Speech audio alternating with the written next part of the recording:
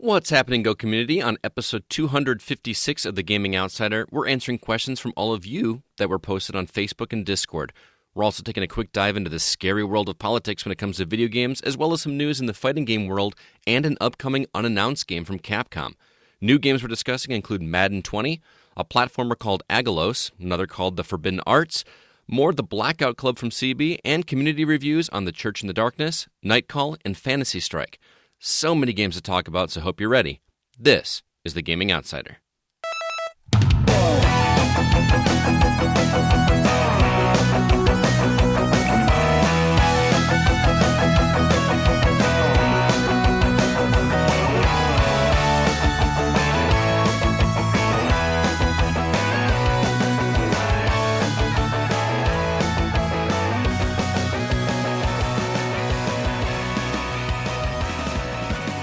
Greetings, programs, and welcome to episode 256 of The Gaming Outsider, a video game podcast with a focus on our incredible community.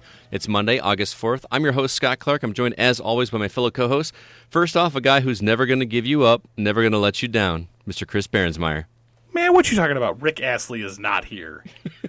We were singing it beforehand, so it seemed kind of appropriate. I know, but I got excited. You told me that he was never going to give me up. He was never going to let me down. And I started looking around, and I'm like, is he standing behind me again? No. It's all you, man. Eddie, also joining us, the guy who's going to tell us what he wants, what he really, really wants, Mr. Chris Owens. I want you to be my lover, but you got to get with my friends. You got to There make go, it man. last forever, and friendship never ends. It never does end. I'm with the Chris's once again. Unfortunately, Zach is not able to join us. Zach, hope things are going okay for you, man. And I miss you, man. I need you to come back so I can. I need someone to banter back and forth with, man. Excuse me, I think we're legitimate banterers. No. I need that negative, like, I don't like this game, so I can tell him he's wrong kind of thing going on. I miss that. GCB, now we're too positive. I'll be really sad for the rest of the episode. Yeah, I'll be like yeah. this and be like everything stinks. No, be nice. Hey, man, He's not sad. I miss my comic book banter. There you go. So, True. because Yes. normally that just goes like right over Scott's head, and me and Zach were like in sync with it. It's another boy band reference. I know. Zach and I are like the Max Kellerman and Stephen A. Smith of this podcast group, and yes, that's fun to engage in. Yeah, and I just stand there blankly because I don't know what's going on. So You just twirl your hair. shut up. Yes, Shut up. It's been done. He did it. Oh, man. Guys, we are less than 2 months away from the Rock River Valley Video Game Convention, which is going to be held on September 21st, 2019. It is coming down to the wire. I'm excited. You guys excited? I'm getting my first ulcer. Is the sky blue? Oh, my goodness. There's so much to do, so much to get ready. I'm at my wits' end, and it's starting to get down to school season. I was actually in my classroom today doing some lesson planning. I actually put in a full work day today, so that was a little weird. I'm running out of time, guys. But this event is going to be awesome. If this is your first episode, we are holding this convention, which we're calling it shorthand R2V2, at Cataclysm in McChesney Park. We're going to have 18 vendor tables selling classic, retro, and even current video games, as well as we're going to have a bunch of classic games for you to be able to play from CB's personal collection. We have 2 celebrity guests coming from Los Angeles, Sissy Jones and Courtney Taylor.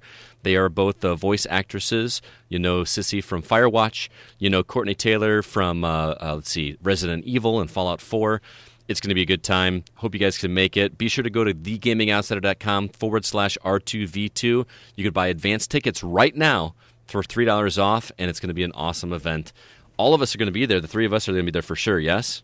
Yes. Yes. Yeah, it's going to be a good time. I'm pretty sure I have to be there. Yeah. You both better be there. Yeah, attendance is like mandatory for the go, I'm sure. So yeah. Yeah. Come meet us. Come say hi. Tell us you hate the show. We want to hear you from you. So looking forward to. Oh, we're gonna have giveaways too. We're gonna be giving away a Nintendo. What is it, this? I want to call it the light, not the light switch. The Switch Lite. The unswitch. I have to remind myself that it's not called the light switch all the time. I have to remember that it's the Switch Lite. But yeah, we're going to be giving away one of those. We're going to have Breaking some news. VR.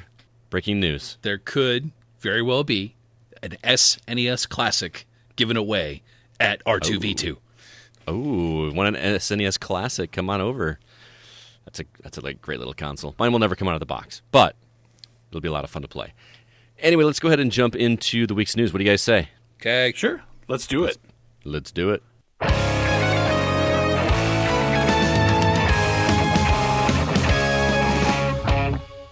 Speaking of Resident Evil, Capcom is looking for some feedback from the Japanese community for an unnamed game that is currently in development. What's interesting about this story is that those asked were actually part of the Resident Evil Ambassador Club. What do you guys think? Does this mean that it's a new Resident Evil game, or do you think it might be something new? This could go both ways. If you recall, Resident Evil 7 was released in January 2017, and the Resident Evil 2 remake was just released in January of this year. We could really go either way. And, I mean, we know, Resident Evil 5 and 6 are coming to the Switch here pretty soon? I mean, the feed didn't actually put new in there. It said, hey, there's a game in development. So, and of course, the Resident Evil forum is going to be the experts, the foremost experts on this topic. So that would make sense too. But I think enough time has passed, and if we're talking early next year for a Resident Evil game, 3 years I think is good spacing for new content. What do you guys think? Resident Evil 3 remake. I'm sorry, you got a frog there? What? Resident Evil 3 remake. Yeah, that's my guess as well. Either Resident Evil 3 remake or Resident Evil 8 would be pretty cool as well. Well, I mean, somehow tie them all together. Yeah, 7 was so demented. Where do you go from there? Bring back the Nemesis. Ooh. Well, he kind of was in Resident Evil 2 remake a little bit. Yeah, but I want the full-on, like, Jill Valentine versus the Nemesis again. I want Jill Valentine back. Yeah. But as good as Resident Evil 2 was, it just seems like the next logical step would be to do a remake of Resident Evil 3. Yeah. Like, that game was good, but PlayStation 1 games just don't hold up very well. And especially with those controls, those tank controls, just don't hold up. Oh, I mean, the tank controls were there, but I was never really a fan of them either, so... It doesn't... barely in the PlayStation days it was good because you had the side analogs right by each other. Now they're just... I don't know, it's just the hand adjustment for me. Forgive me, it just sounds crazy, but I just can't get used to it. Well, yeah, but at the same time, I can see how, with a little tweaking, they could be brought to a more modern console. No. I want the Resident Evil 2 remake. I want it built from the ground up. I want fresh controls. I don't want the tank controls. I want If they're going to redo 3, they're going to redo it just like they did 2. It's going to be a complete from ground up because you can't really remaster polygons. Right. And the thing is I've replayed 2 so many times back on the original PlayStation that I had a lot of that stuff memorized. And even though they did change it drastically in the new version, I've only played through 3 once. So it would feel like more of a fresh experience for me going into the remake of that. Yeah.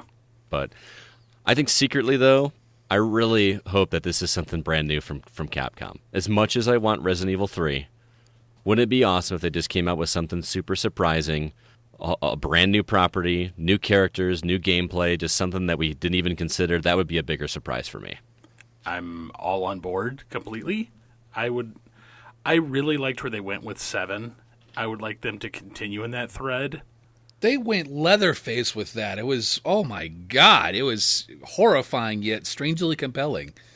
But that was the Resident Evil series in the beginning. It was scary. It was horrifying. It wasn't this deep. It wasn't this psycho. This messed with your head. Look at the limitations that the original PlayStation had. They couldn't go that crazy. Well, and not to have that effect. That makes sense. I really like 7, though. 7 felt like they were finally going back to their roots. It kind of felt like a new a start to a new trilogy. Because I always think of the first 3 Resident Evils as like its own trilogy. And then 4, 5, and 6 were kind of a trilogy. And then they started over with 7. But 7 kind of went back to the original trilogy. Mr. Star Wars. Easy now. Well, I mean, I like things in threes, I will man. give 7 the credit that I liked the first-person view immensely. Yeah. That was great. And who would have known? Who would have known that would have worked well in a Resident Evil game? It worked great. Shocking, and literally in all aspects. Oh, it was even more shocking when you played the VR version. I cannot. There's no way. It was real good. Real good. I think we need to make Chris play a little bit in PSVR just and stream that, because Chris does not like scary games at all. I actually enjoyed 7. Yes, another one I have to finish, but I enjoy playing 7. Do it side by side. Do 7 and Alien Isolation in VR. Ooh. Are you guys gonna saw me on that? In fact, you're gonna like strap me to the chair and make sure I have to finish one to escape or something. Yep. I want to play a game. Literally. Yeah, let's do it. I want to play Resident Evil. Resident Evil. There was some news in the fighting game world this week as well. Much of it happening during Evo 24, which took place this weekend. Boy, I really wasn't expecting a lot of news out of Evo, but King of Fighters 15 was announced. Guilty Gear, a new Guilty Gear game was announced for 2020. Let's see.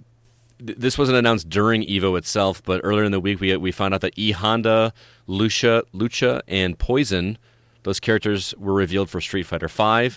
And Riot Games announced that they're making a fighting game. Any of this excite you guys? I feel like we don't talk about fighting games a ton on this show, but any of these get you hot and bothered? I mean, I'm all for E Honda. I think E Honda should have been in the first place. Yeah. Well, I mean, come on. Welcome to the day and age where downloadable content. I can't wait to see that 100-hand slap in the new Street Fighter style. That's what I'm looking forward to the most. That'll be pretty good. King of Fighters, I'm actually kind of excited about. I haven't touched that series in a while, so I kind of want to go back to it. Guilty Gear would actually be something brand new for me. Neither have I. And it just, for King of Fighters, I just remember the Ghost having every friggin' cabinet lined up on the wall. I'm like, okay, I get it. You love King of Fighters. Do we really need them all? Well, I mean, it's a good series. It's a very I have not dabbled, series. and I guess I'm missing out if that's the case. I have a few of them for my Neo Geo cabinet. There we go. There you go. I found it really interesting that Riot Games is making a fighting game. Riot Games, you guys are known for League of Legends, so they know what's up in terms of online, and that game is huge with esports. It's one of the biggest titles in esports. So if they're making a fighting game, that even though I'm not super massive into the genre, that could really shake things up and be really interesting to see what they do. They've got no new news until next year. They just kind of basically tease that, yeah, we're making something, but. The Apex Legends of fighting games. Oh. Really hot at first, and tank. I don't think Apex Legends is tanked. People are still playing it. It just didn't have the astronomical numbers that they thought it was going to be. They thought they were going to go up against Fortnite. Didn't it have something like 10 million like the first week, and now it's like 200,000? Right. You can't. I'd say that's a significant. You tank. can't crack that nut that is Fortnite. It's just not going to happen. Not going to happen. When players are now making $3 million on a championship, forget it. It's platinum sealed. All right. I really did not want to bring up this story, unfortunately. If you've watched the news at all this week, you know that we had a very tragic weekend. It's kind of hard to talk about, and we try very, very hard not to be political on this show. But unfortunately, we had a couple of shootings, one in El Paso, Texas, and one in Dayton, Ohio. And if that weren't tragic enough, it's awful. Unfortunately, our president is gone on record vowing to crack down on violent video games, and he's citing them as the cause of these mass shootings in the United States. Here's what he said in the video, which you can find online. "We must stop the glorification of violence in our society. This includes the gruesome and grisly video games that are now commonplace." Apparently, the guy from, I think it's the one in El Paso, wrote a manifesto, and he actually mentioned Call of Duty by name amongst a slew of other racially charged hate speech that was in there. And even after this news dropped, several companies' stock dropped, video game companies, the worst being Activision Blizzard, who are obviously responsible for Call of Duty. Their stock dropped 6.1%.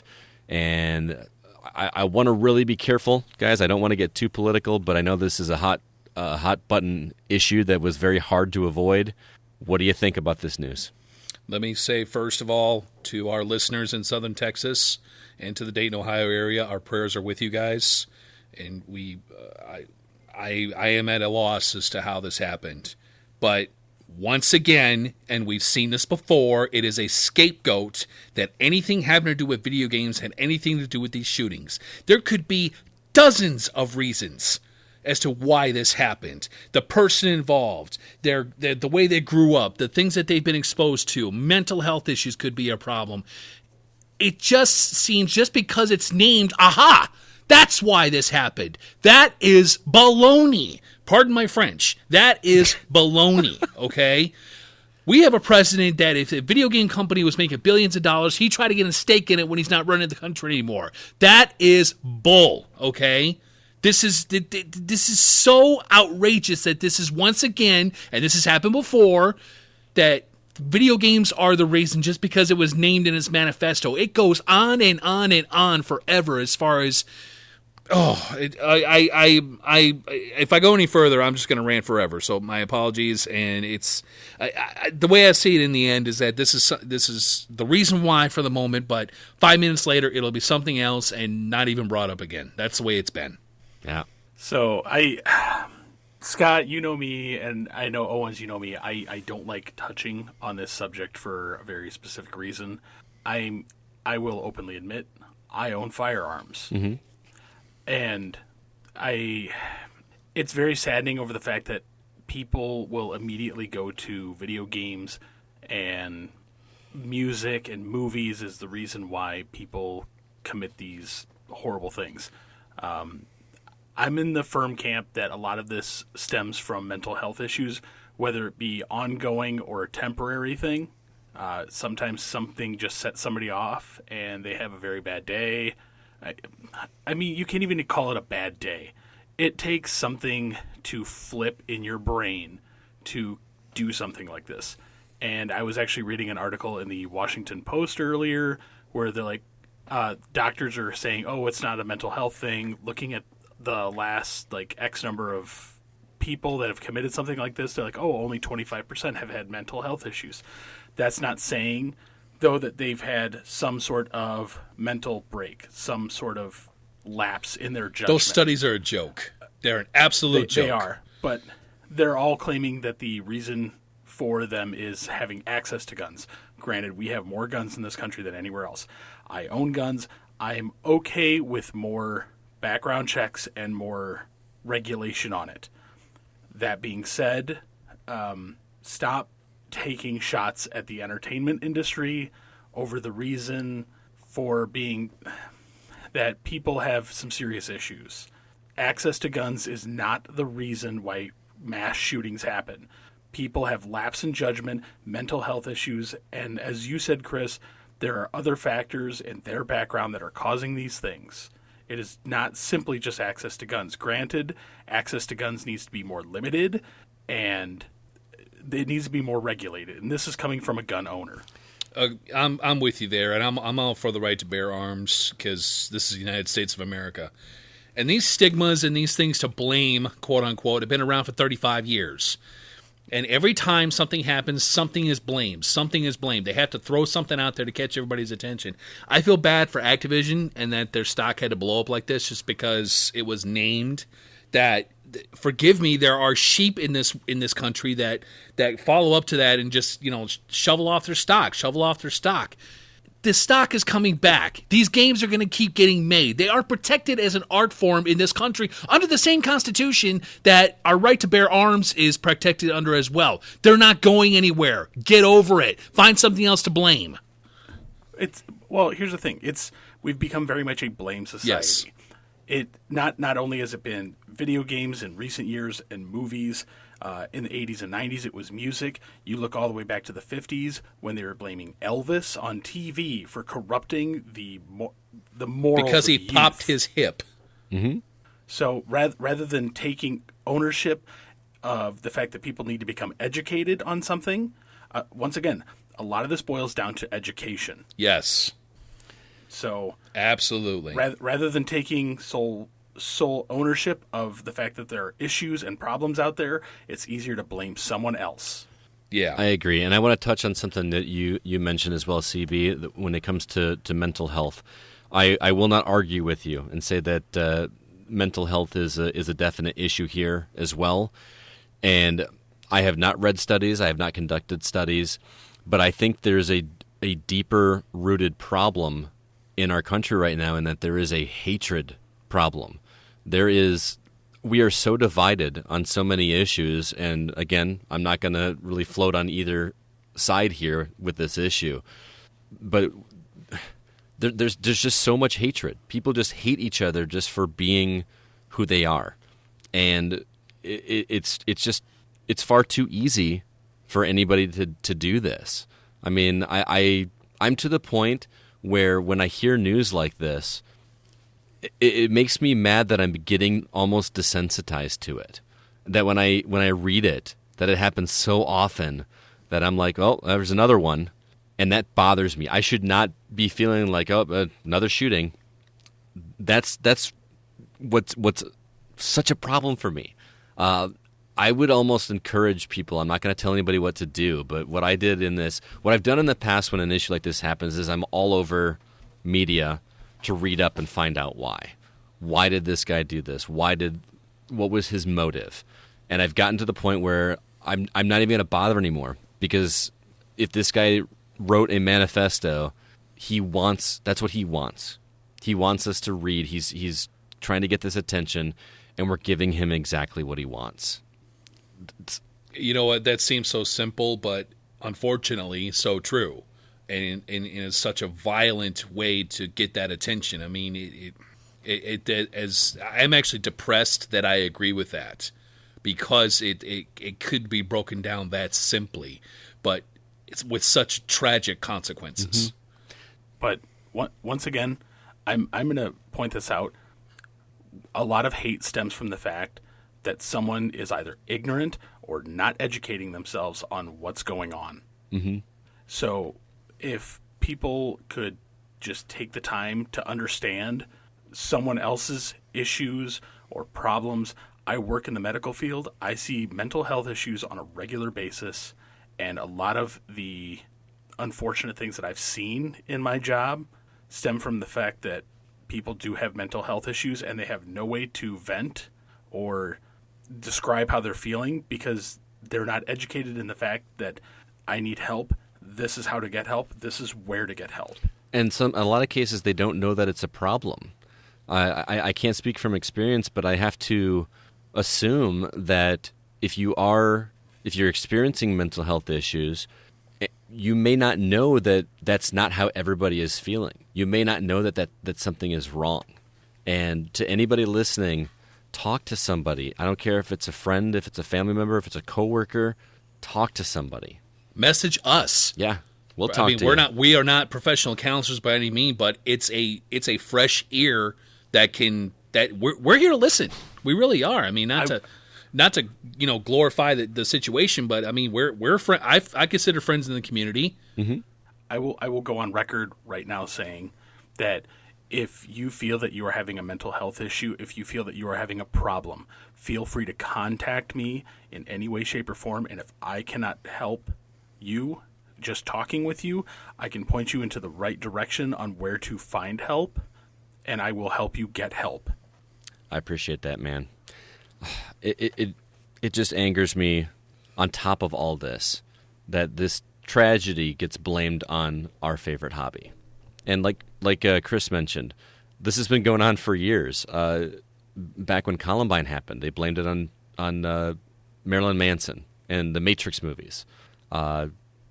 It's just, it seems like we're shining a light. They blame Doom too. That's true. We're shining a light on the things that aren't the issue. It's just an easy way out, and it's a scapegoat. It feels like a political move, and unfortunately, it makes me very, very angry. And that's about all I'm going to say on it because I don't want to get too political. But stop blaming video games, guys. I mean, look at the rest of the world. I've seen all kinds of tweets, and I'm not going to say the data because I haven't researched it to know the data. But it's not happening in other countries that have more video games than we do and play the same video games that we do. It doesn't seem, without doing the research myself, it doesn't seem like video games are the problem. I think education, like CB mentioned, and mental health focus is where the focus should be. All right. And that's all. I guess I've said it a couple times already. That's all I'm going to say. But that's all I'm going to say. I promise. All right. Let's shake it off. Let's do some. Let's do some housekeeping. Okay. I just want to give y'all a hug. Let's do it. Group hug right here in the radio. Group hug. That is the most awkward looking thing I've ever seen in my life. CB, talk to us about Patreon, man. So, Patreon, it's one of those things that we have out there for people to donate money to us to help kind of keep the lights on. And what do you get in return for this? Extra content. Yeah. Currently, we have some Retro Outsider and games that aren't for us episodes on James Bond games, 007 games. We have a ton of other stuff in our backlog of me torturing Scott and other people with games.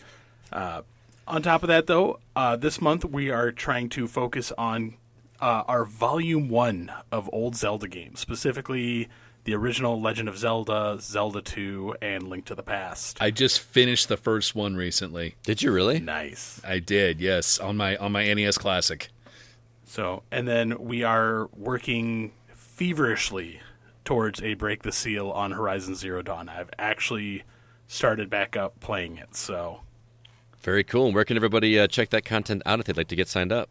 It's at patreon.com/thegocast. All right. And we really do appreciate all the support, guys. You help pay for the show and help us to provide, get review copies to us, which we in turn give back to you guys as the community. So thank you so much. We really do appreciate it. We're going to go ahead and jump into our From the Outside In topic.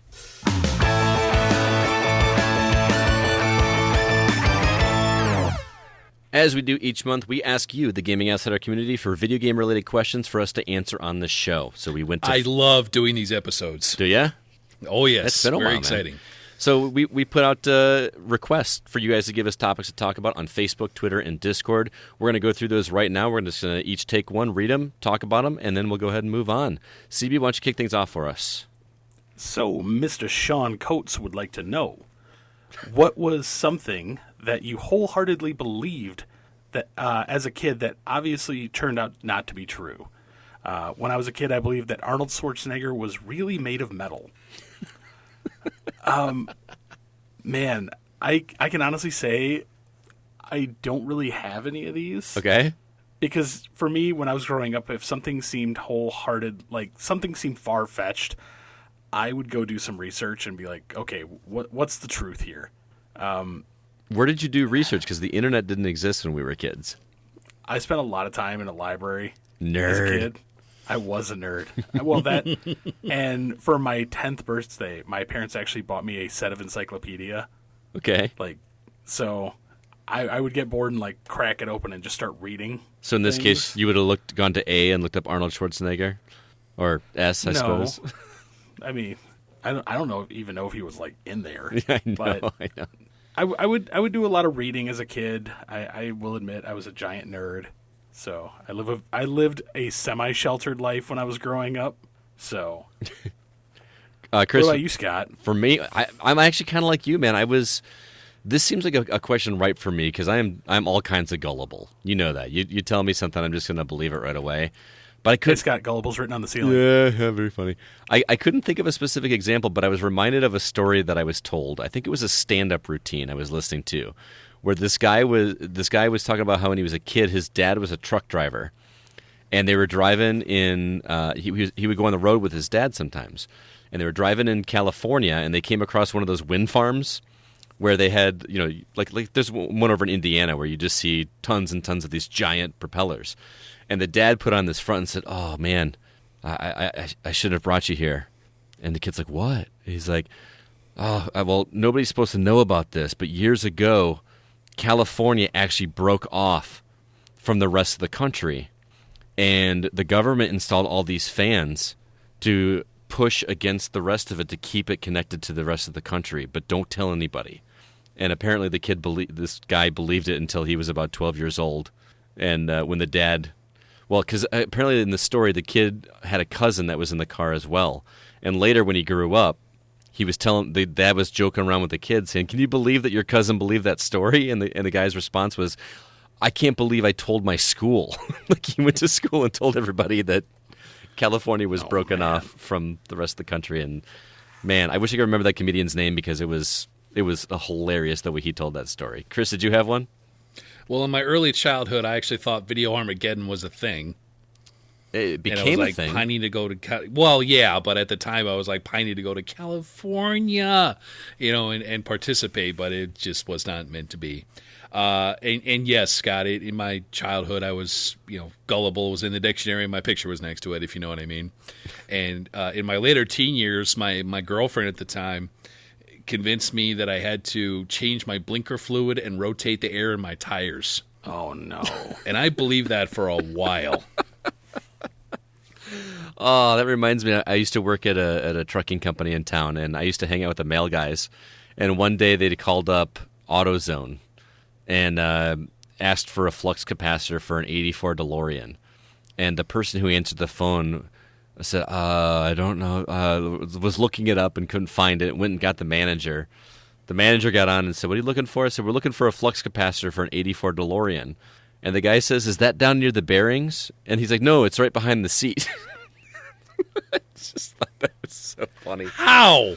I don't know. Well, you do know the joke about O'Reilly Auto Parts' website, right? No. Oh, yeah, you can actually put in a flux capacitor. Yeah, I saw that. I remember. Well, you can put in, I think the part code is like 121GW. Yep. Yes, I remember and a flux that. capacitor comes up and they're sold out. Yep.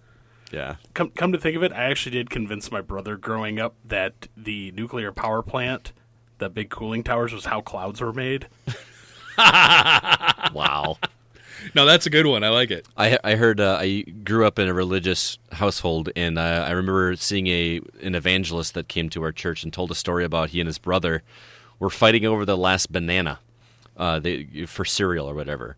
And the older brother said, well, you know how bananas are made, don't you? And he's like, no, how are bananas made? He's like, well, these giant spiders in Africa, and they're massive spiders. They're like a foot long. And what happens is when they die, they climb up in a tree to go die, and they grab onto the tree with their front 2 feet, and then they just hang on this tree branch, and then over time mold grows over the dead spider, and then it grows the skin, and that's how bananas are made. And the younger brother's like, I don't believe you. What are you talking about? He's like, no, let me prove it to you. He took the banana, sliced it in half, and looked at the inside to show the seeds, and see, you can see the dead spider right there. Apparently the kid didn't eat bananas until he was like an adult, because he believed that's how bananas are made. That's just mean. Bananas are awesome. That's a great older brother story that I just wish I had thought awesome. of. So, great question, Sean. Sorry I don't have one myself, but Chris, you were up the next one. Well, Calvin Meyer brought us a very thought-provoking question and asked, how does Master Chief's Mjolnir armor defecation system work? Well, first off, is it really Mjolnir? That's the yeah, it's Mjolnir. Oh, is that what it's called for real? Did I mispronounce that? Yeah. I'm sorry. Well, I think the easiest answer would be jet propulsion. Wow. But I got, you know what? I'm probably the only Xbox owner in the world that has never played Halo, so I probably have to defer this question. What? Yeah, that's I crazy. know. Shame on me.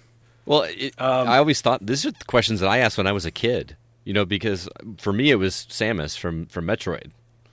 Oh yeah. Well, remember Samus can take her armor off. Yeah, she never did while you were playing the game. That was a good 12 hours.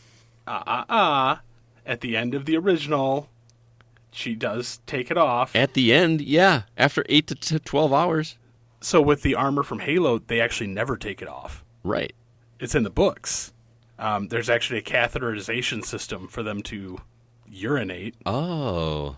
So, but with the defecation, there's a theory that because they have the augmentation, that their body is able to break food down farther than standard humans.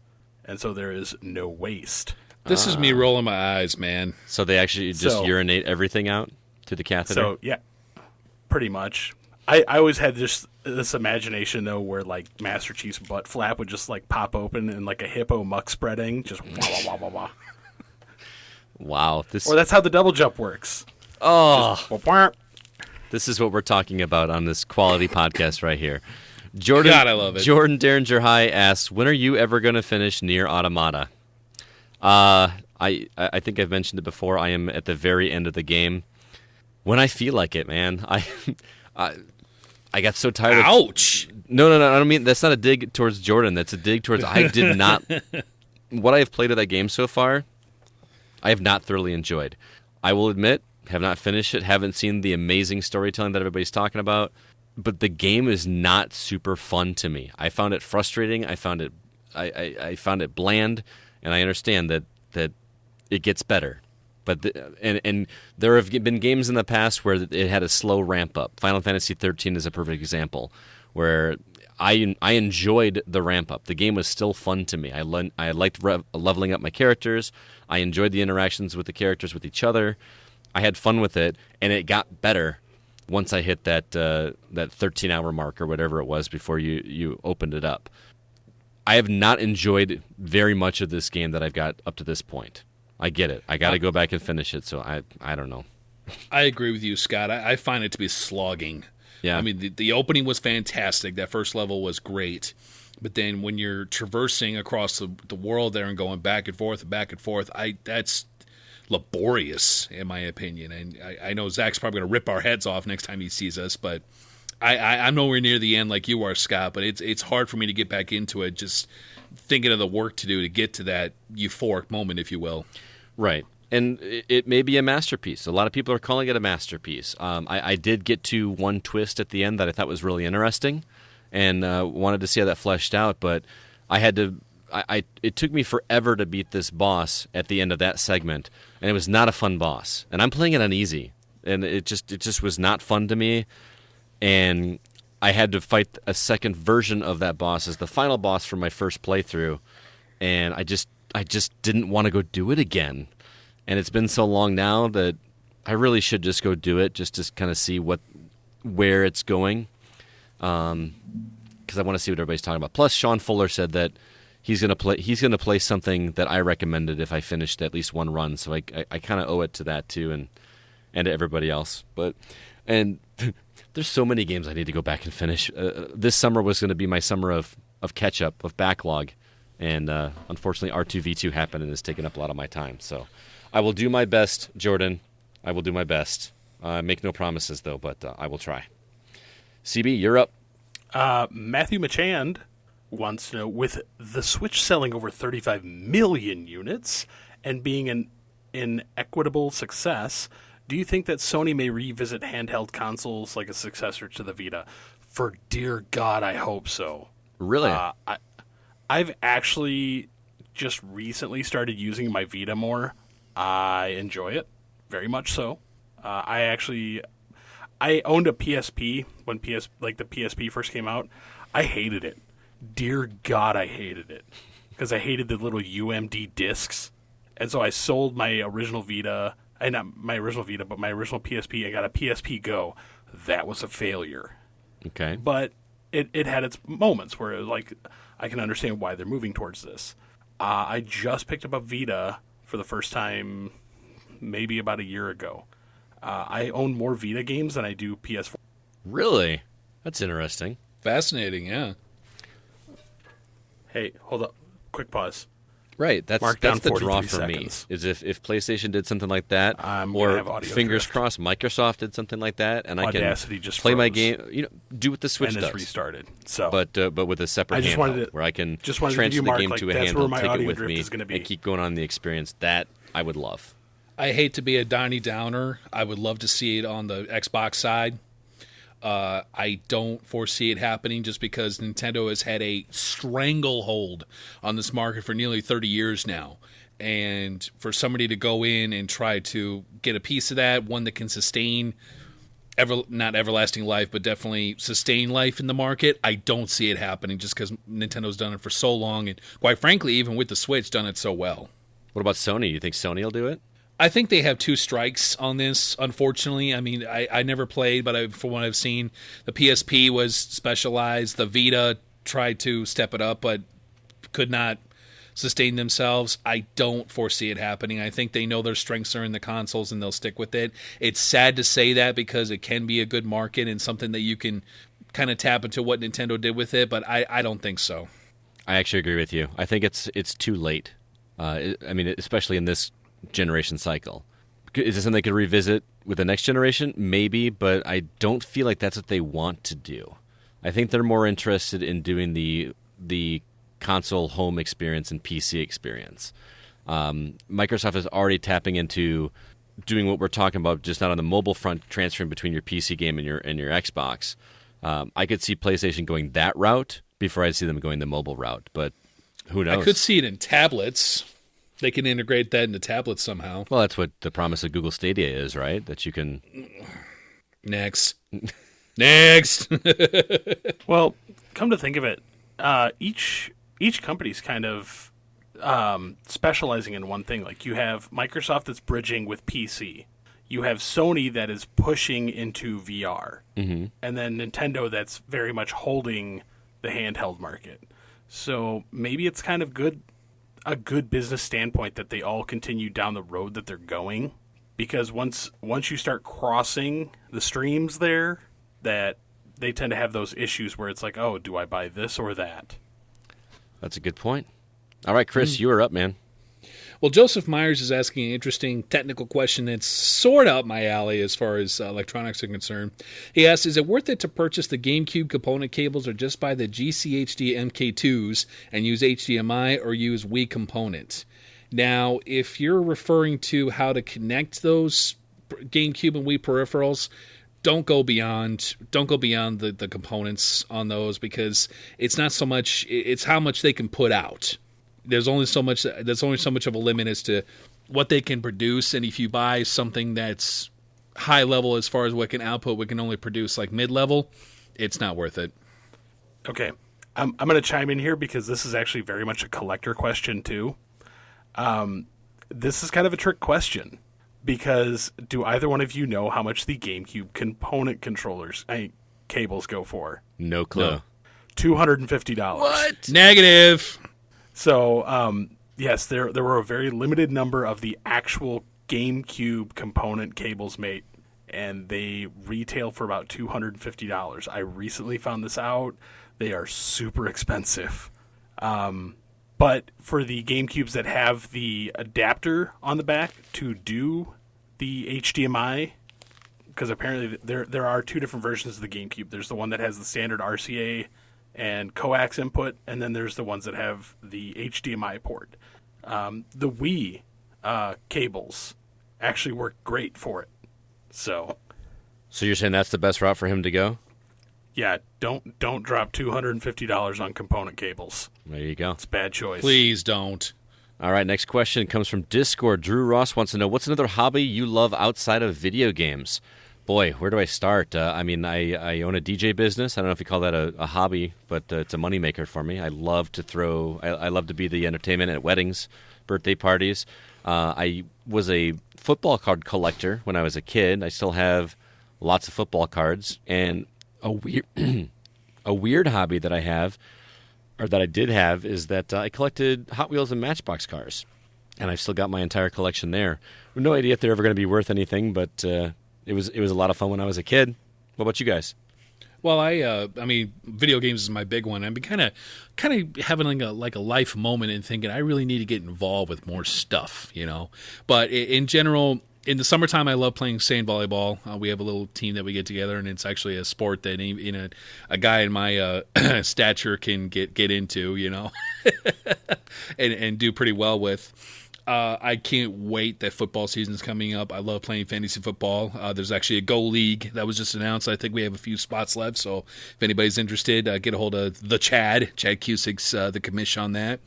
And I do a couple other leagues, one at work and one a friend league too. So my interests are limited, but those are my big ones. CB, we only have about 2 minutes for you. I know you could talk about a half an hour about all the hobbies that you have, but... You want to give a couple of your top ones? Collecting. Anything. And that's it. Pretty much. That's all you have to say.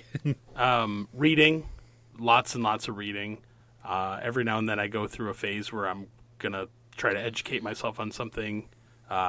Lately it's been reading a lot on astrophysics. Nice. And I'm still trying to slowly learn French. Oh, really?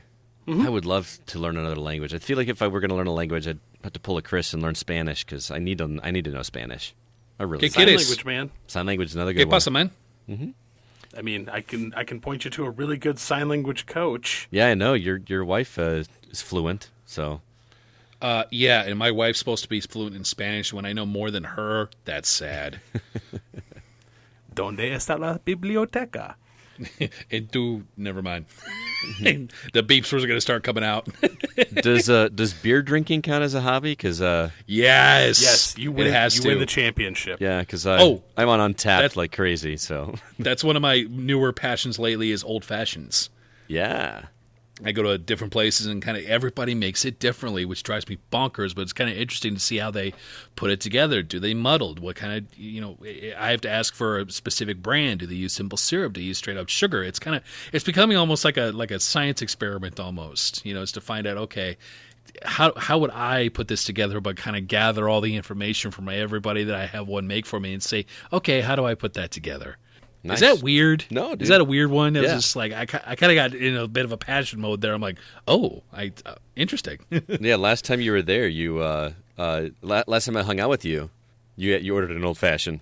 Yep, that's been my go-to different places is kind of see who does what and how well. Every time somebody orders one now, I hear the Panic at the Disco song in my head now. So it's just like a thing. I'm gonna roll with it then. Keep rolling with it. All right, let's keep going. So Kevin Honigford would like to know, every time a new console comes out, people kind of ask, this is outstanding. And how much better can it get? I remember when the PS4 came out, this was me. Seriously, what can they do better as far as graphics and gameplay, other than have more memory for bigger games to make me want to buy the next-gen console?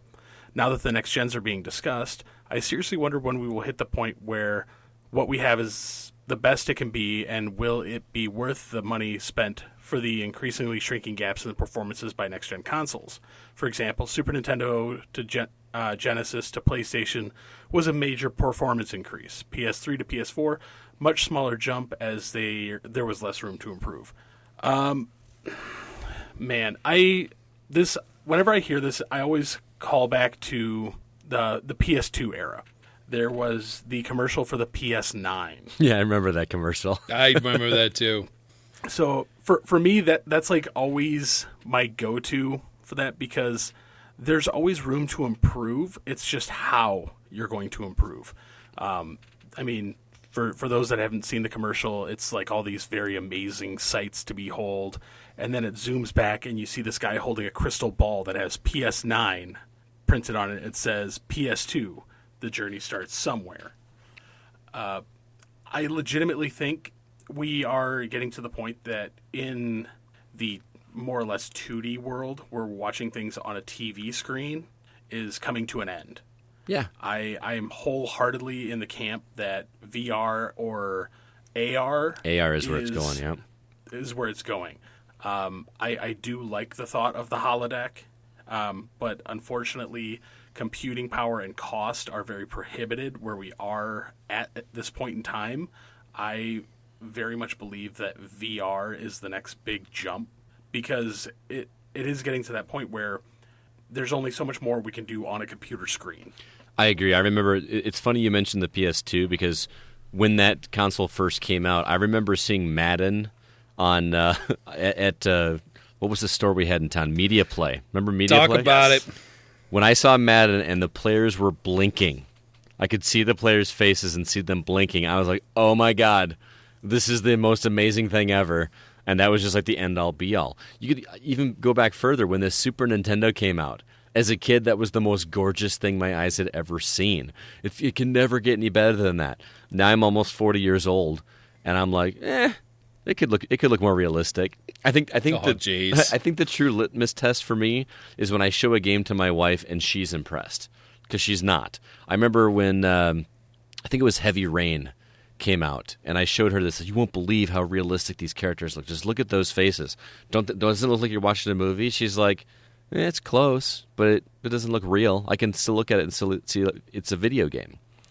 I think she's stigmatized. That's part of the problem. Possibly. And I think it's part of the problem across across the seas, if you will, across the world, especially in spousal situations where it's not a shared passion. But my wife was impressed with The Last of Us when I was playing that because of its realism. Well, yeah, mocap helps. Oh yeah, it really does.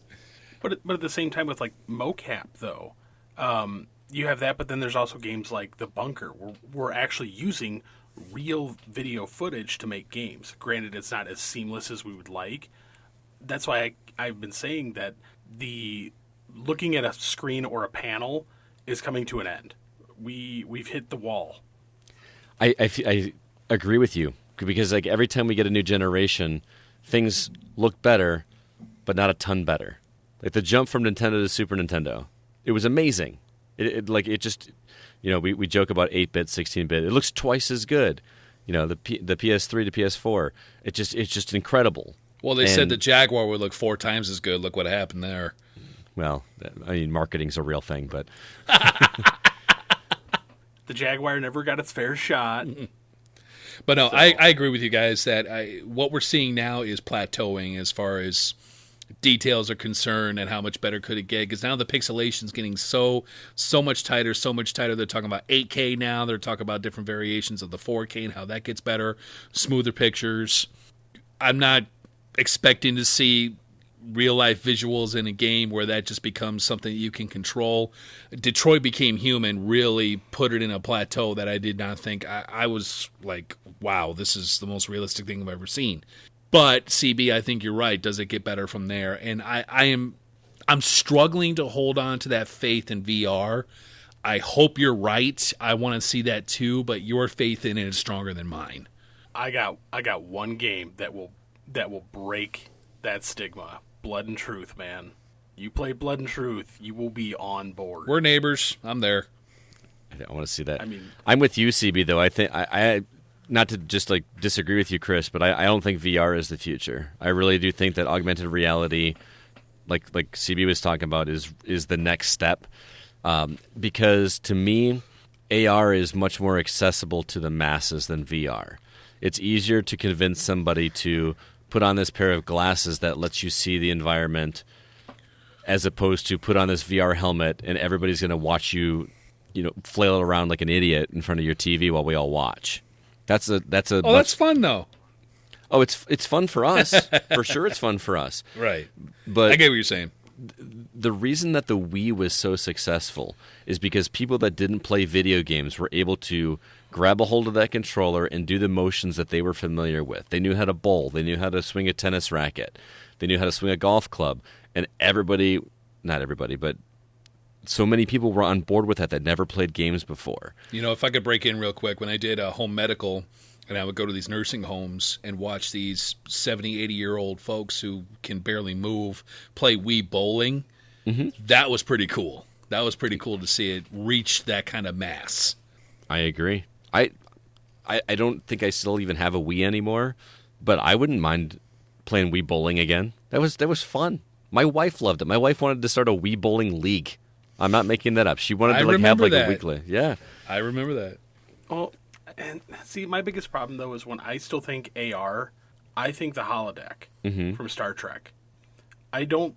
For me, AR glasses fall more into the realm of VR because you're having to use a peripheral to get the desired effect. For me, AR is I want to walk into a room where the room changes. Right. So, I mean, like I said, the current AR tech where you have to use something to me is still VR. Okay. I want one of those full omnidirectional like treadmills on the floor. Yeah, Ready Player One. That really is the future, right? That's. I want that more than I want the holodeck. Our grandkids will be sporting that. That's how far out that's going to be. You mean you have to use your hands? It's like a baby's toy. Yeah. We better get going. We got a couple more questions to go, and we're running out of time. Well, Son Goku asked, if you had to pick a game of the year right now, what would it be and why? And I've been limited in my selections this year, for one reason or another. But Kingdom Hearts 3 is probably at the top for me right now. Nice. And I know it's kind of a niche type, especially in this community, a niche type series. But I quite enjoyed it. I really did, even though the story was confusing. But you get into it more and more as you go along, and the universes that you interact with, and the continued authenticity of the voice actors and the story that they come out with. It's still intoxicating, in my opinion. Nice. For me, I would probably say Division 2.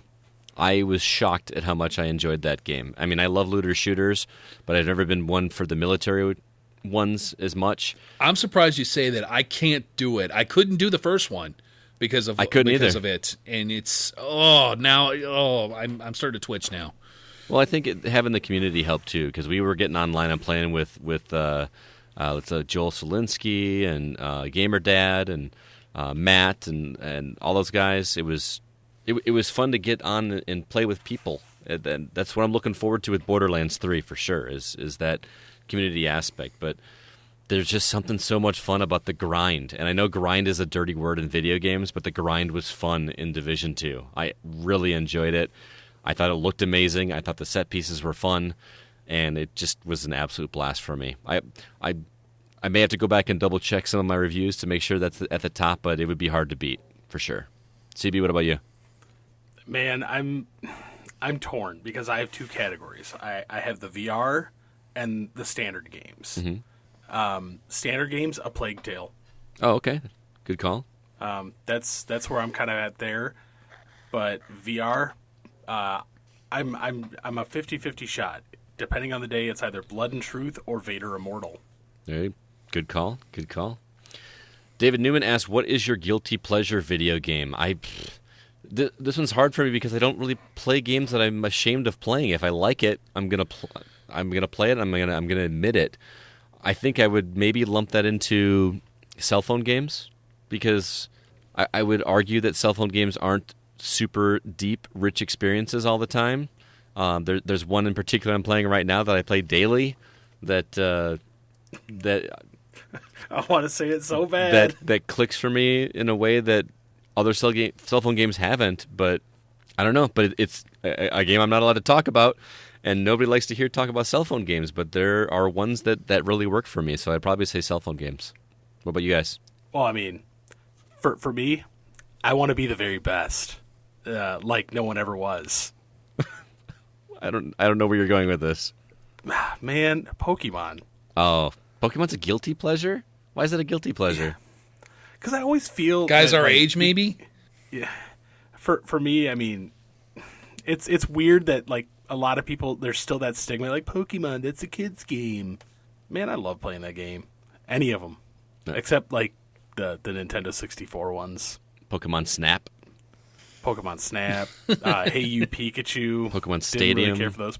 Pokemon Stadium was good, man. Don't knock it. I'm just naming 64 games. That's all I know. Yeah. So yeah, mine would definitely be like the Pokemon games, Pokemon Go specifically. Yeah, cell phone games are a dirty word. Yeah. So, Chris, what about you? Well, Barbie I'm trying Horse to Adventures. What? Barbie Horse Adventures. You swore. No, I can't think of one. I'm sure there were many in the past that were considered bad, but I like to play. But the one I talked about last week, talking about the bricks and balls, I can't put it down, and it sucks my battery dry, and it takes everything in me to not buy Renew Jewels or whatever. But I can't put it down. It's crazy. Cell phone games, man. For those of you that can't see, Chris Olsen is currently holding up his Mary-Kate and Ashley collection for video games. There you go. Could I lump in just like games that are easy achievement points as guilty pleasures? Because you are. Ugh. I'm not going to say the words, but you know. I've played a lot of stinkers just to get those 1,000 achievement points, and haven't done that. Lost was awful. Backyard football. Yeah, Hannah Montana. Played that. Ugh. It's on my account still. So. How could you? Hey, I got the points. You don't. That's how. Low blow. All right, we got let's say 2 more questions. So GamerDad03 would like to know, if you and 3 other people on this podcast were in a real-life battle royale, who would be the kill leader / sharpshooter? Who would be the reckless cannon fodder, person who goes down or does so first? And finally, how far would you make it? Well, if Zach were here, he would be the sharpshooter for sure. Because in real life, I would put that one to the test, sir. yeah. I would say I would definitely be the cannon fodder, the reckless cannon fodder, because I am the looter. I don't care. I'm just going out and I'm going to get the loot. I'll go in the middle of a crossfire just to get some loot. So See, I think Chad would be that one. The cannon fodder? I think he'd be the reckless abandoner to go for it. Okay. I would put Bob as like the tactician. There you go. Yeah, Bob's good at these types of games. I would challenge the tactician side because I'm not go go go. I'm more stealth. I'm more strategic and move around, pass around, not right up the middle. Using all that strategery. Oh yeah. I'm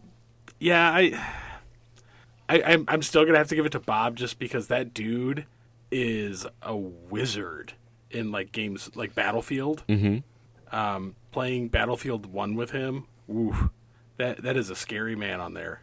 I believe it. Yeah, I would definitely put Scott in the hey, Scott, go out there and get this for us. That sounds like me. Yeah, I'll do it. Okay. I should just change my gamer tag to revive me. Yes. We will permanently fix a yellow triangle above your head. Can I get a res? Can I get a res? Can I get a res? Can I get a res? Yeah, that's me. That's me. All right, last question. Last question comes from Aqua Silent and asked, if you could live or be one of the characters in a video game, what game would it be and why? Me personally would like to live in the world of Monster Hunter for the fact of being able to go up against these massive beasts and explore. Like it. Ooh, there are several I could ballyhoo into, but I think for me the Final Fantasy 15 universe would be my go-to. Are you guys surprised by that? Yeah, hang out with your bros and fight monsters. Yeah, you pretty much nailed it. I love hanging. Exactly. I love hanging with my bros. I love the cars, and I love the magical attrition that those characters have, and with the enemies they face day and night. I like it. CB? I have two. Fallout 76. Duh. Okay. I would love that universe. But the other one, Elite Dangerous. Ooh, there you go. That's interesting. I would love nothing more to just hop in a spaceship and just fly around the universe, man. Throw on some rockin' tunes and Star-Lord it up.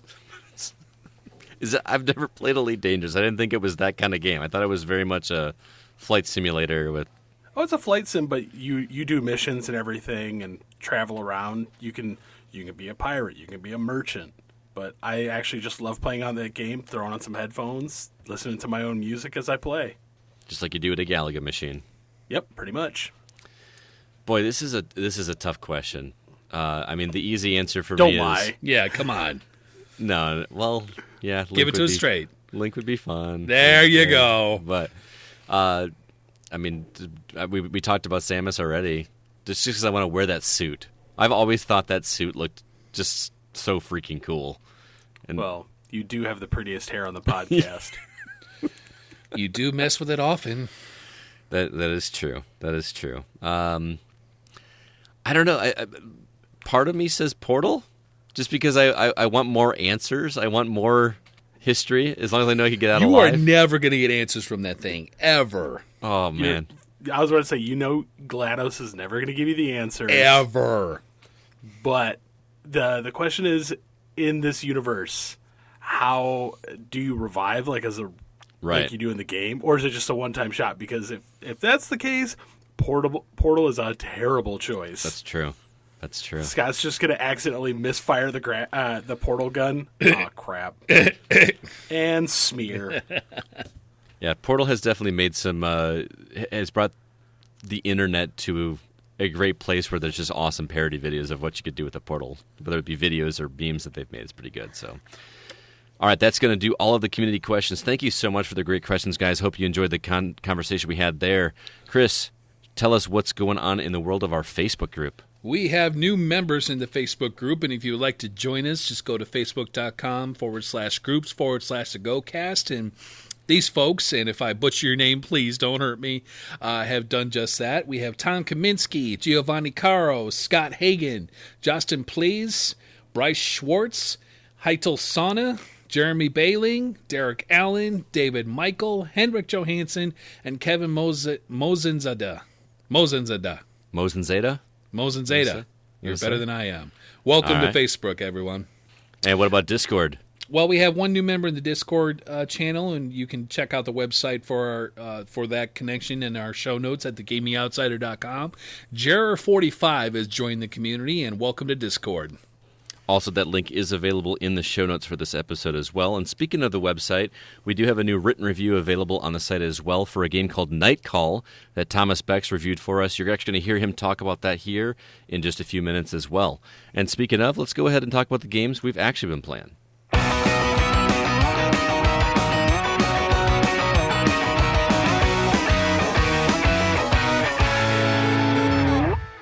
So before I let Chris take the floor here and talk about some football, I got some new games coming out here in the next week.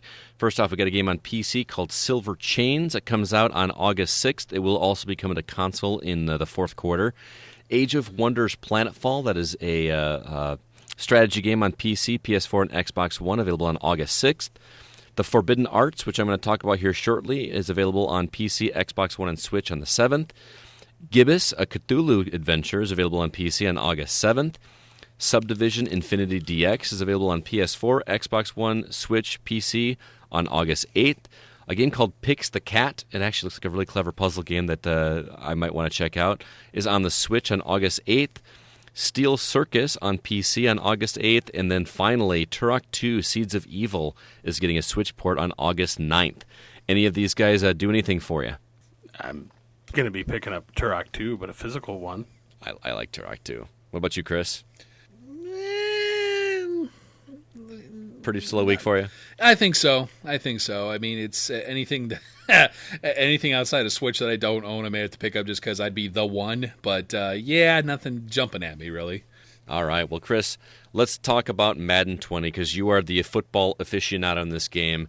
And as far as I'm concerned when it comes to Madden games, I don't notice all the differences. I'm not one of those guys that's going to say, hey, this is just a roster update. I will not say that. I will fully admit that I don't know enough. But what is new in Madden 20 that is better than its predecessor? Well, let me ask you a question first. Okay. Are you ready? I am. Come on, get ready. Oh, don't do it. Don't do it. Are you ready for some football? Yeah, he did it. He did it. Hank Williams Jr. It was like I thought he was here. I really did. Oh, don't do that. No. Don't. The Hank Williams Jr., no, but I try. Well, Madden's been around for over 30 years now, and yes, it certainly seems in the past there have been very, very little changes in gameplay and mostly roster updates. The last couple of years, they tried to do a little mini-movie called Long Shot, where you had a couple of guys try to rise through the ranks of the combine and get into the NFL and succeed in different areas of life. You asked Scott about what the differences for this one are. This time around, they scrapped Long Shot. Long Shot does not get a continuation in this one. Oh, what's that? That's a bummer. I kind of like that. The story was very good. I was very engaged in those two episodes, so I was kind of sad that they kind of didn't continue that on. And then again, from where it went after the last game, it was kind of like, okay, how can you continue this and not get that same what's new stigma when it comes to Madden games? But this time around, you're the story. You go through the college playoff. You get drafted in the NFL, and your success is determined by your play, your gameplay, and how you succeed and how you fail. It actually goes both ways. Okay, how's it look graphically compared to last year? Well, this is my first one that's new to me in the X realm, if you will, and it's very smooth. There's very little choppy to it. I mean, for anybody that's played it for years might get jilted to the fact that they're not seeing anything too different, but I think it looks smoother. The weather effects aren't as the weather effects are about the same, but I think that the daylight transitions in the stadiums as you play along has that difference in it that makes it look pretty crisp. One of the things that I love about Madden is just how how close to a broadcast these games are getting.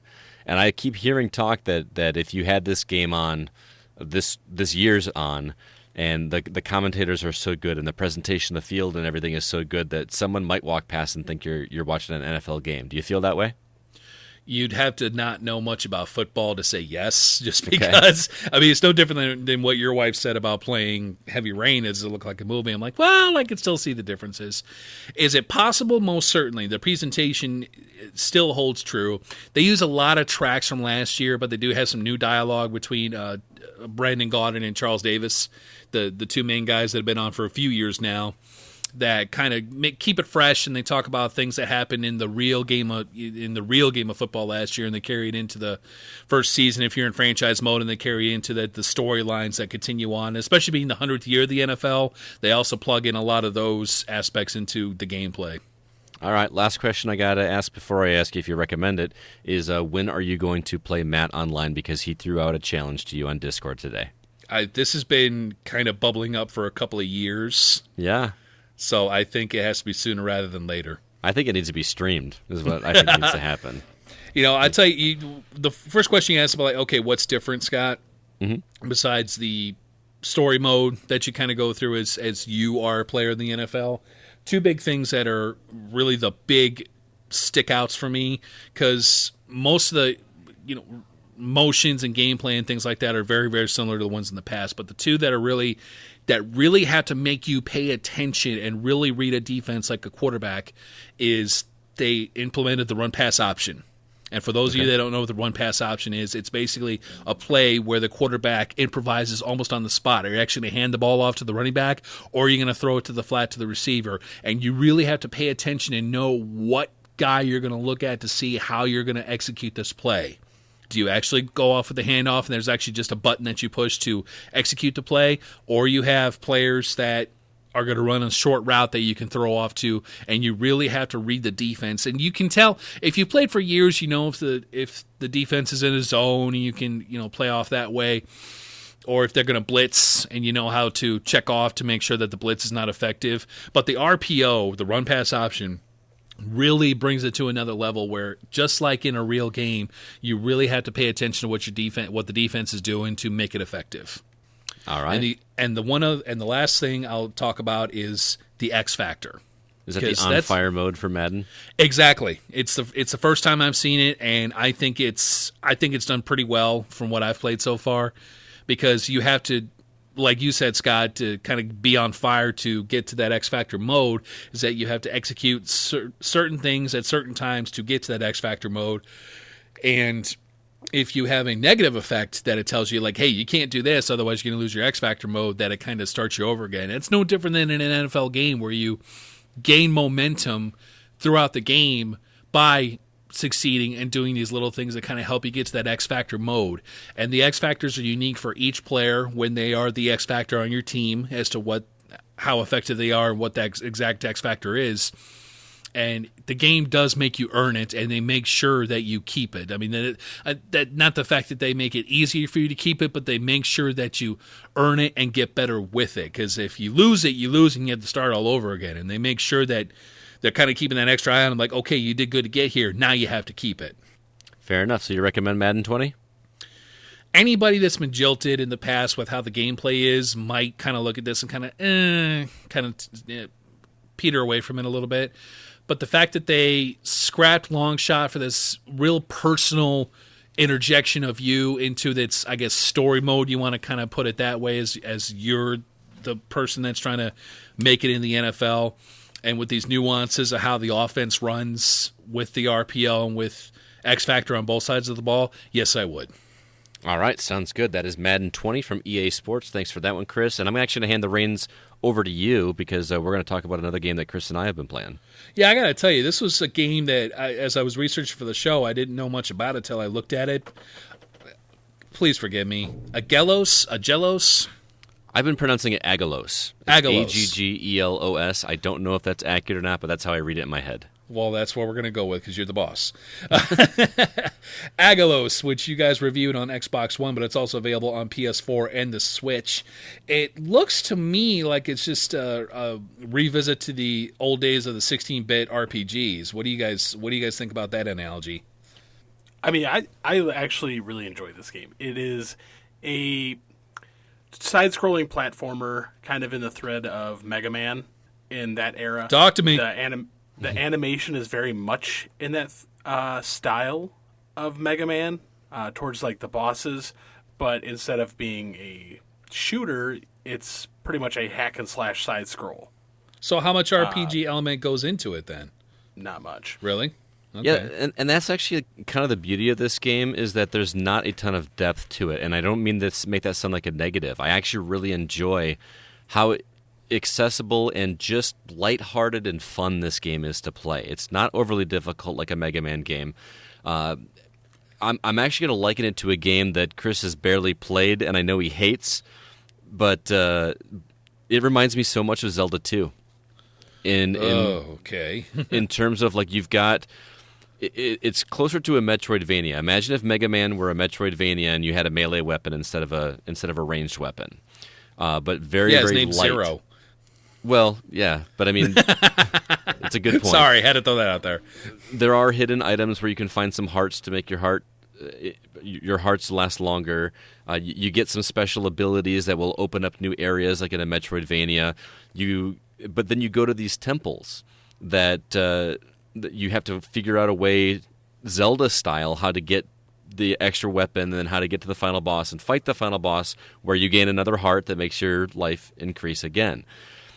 There's a water temple, for God's sake, where you have to raise and lower the water temple or the water in order to be able to access different areas. So this feels like Zelda 2, The Adventure of Link, only much more fun and accessible. It's very. I was going to say, if it was good. I still have a special place in my heart for Zelda 2, and we're going to play that this month, man. Oh yeah, I very much enjoy this game. It's very clean. The platforming is tight. Mm-hmm. It's not overly difficult. It's easy to pick up and learn. The boss fights are challenging, but not so challenging that you can't figure it out. I will admit I am stuck on one of the bosses currently, but I know how to beat it. I'm just not the greatest platformer. And you're impatient. That would be me. Yes, I'm very impatient. I very much like to brutalize my way through games. Like, just get strong enough and just pound the crap out of something. Yeah. Well, what's the story behind it? I mean, what's the premise? I mean, what's who's what to get where? Well, you are the young lad that's been tasked with saving the kingdom from an evil sorcerer. And there's a princess and a king involved. It sounds very much like a clone of another game series. Yeah. Doesn't sound very deep. No, it's not. This isn't a game that you're playing for a deep experience at all, whether it be gameplay, story. This is just a fun sit down and play and enjoy game. Is this a guilty pleasure then? You might call it that, but because it's I don't know. I've been playing a lot of games that are difficult or that I struggled with, and I had to look things up, and it was just refreshing just to sit down and play a game. I haven't finished it yet. I'm only about halfway through, where I was just enjoying it and having memories of my childhood of playing games like this. And okay. I just really liked it. I know it's been on for PC for a while, but it hit console recently, and it's $15. I'm really glad I picked it up. It's a delightful title. This looks to me like it's I guess I don't know if this is a fair assessment or not, because you guys know how much I love and dominate platformers. But it looks like an 8-bit game, 8-bit plus. You know what I mean? How they presented. Is that a fair assessment? It's very much a late in the 8-bit era. Mm-hmm. This was definitely something that could still fit into the 8-bit era, but it's not quite good enough for 16-bit style. I see. Okay, I know exactly what you're talking about. Scott, do you agree with that? I don't know if I agree with that. I feel like it's pixelated, but the character movement and the lack of the what do you call it in the NES when the screen would slow down and you had the hiccups and stuff when there was a lot of enemies on the screen. Lag. Screen scroll. Right. You don't have any of that. I feel like it is pixelated, but it doesn't look I would look at like Mario World and say that Mario World is more pixelated than this game. Okay. The only reason I will stand by my statement is look at any Master System game versus their NES partner. Okay, I will say, that's good. I will say that this game is more vibrant in its color schemes, like the Sega games were. Okay.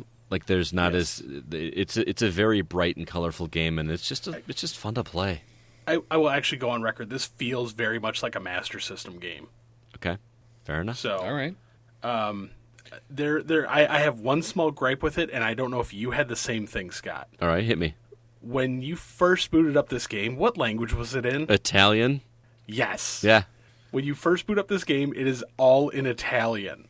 Yeah. I had to figure out how to go into the menu option to change it to English. Yep. So for anybody who wants to try this game, just be forewarned, when you start this game up, it will be in Italian. You have to go to the options and change the language. Well, you said you wanted to buy a new language, man. I mean, you wanted to learn a new language, right? Well, I want to speak French. I'm glad you brought that up, man, because I forgot about that, because I was worried I hit a glitch, or I was going to have to call the company and be like, why is this in Italian?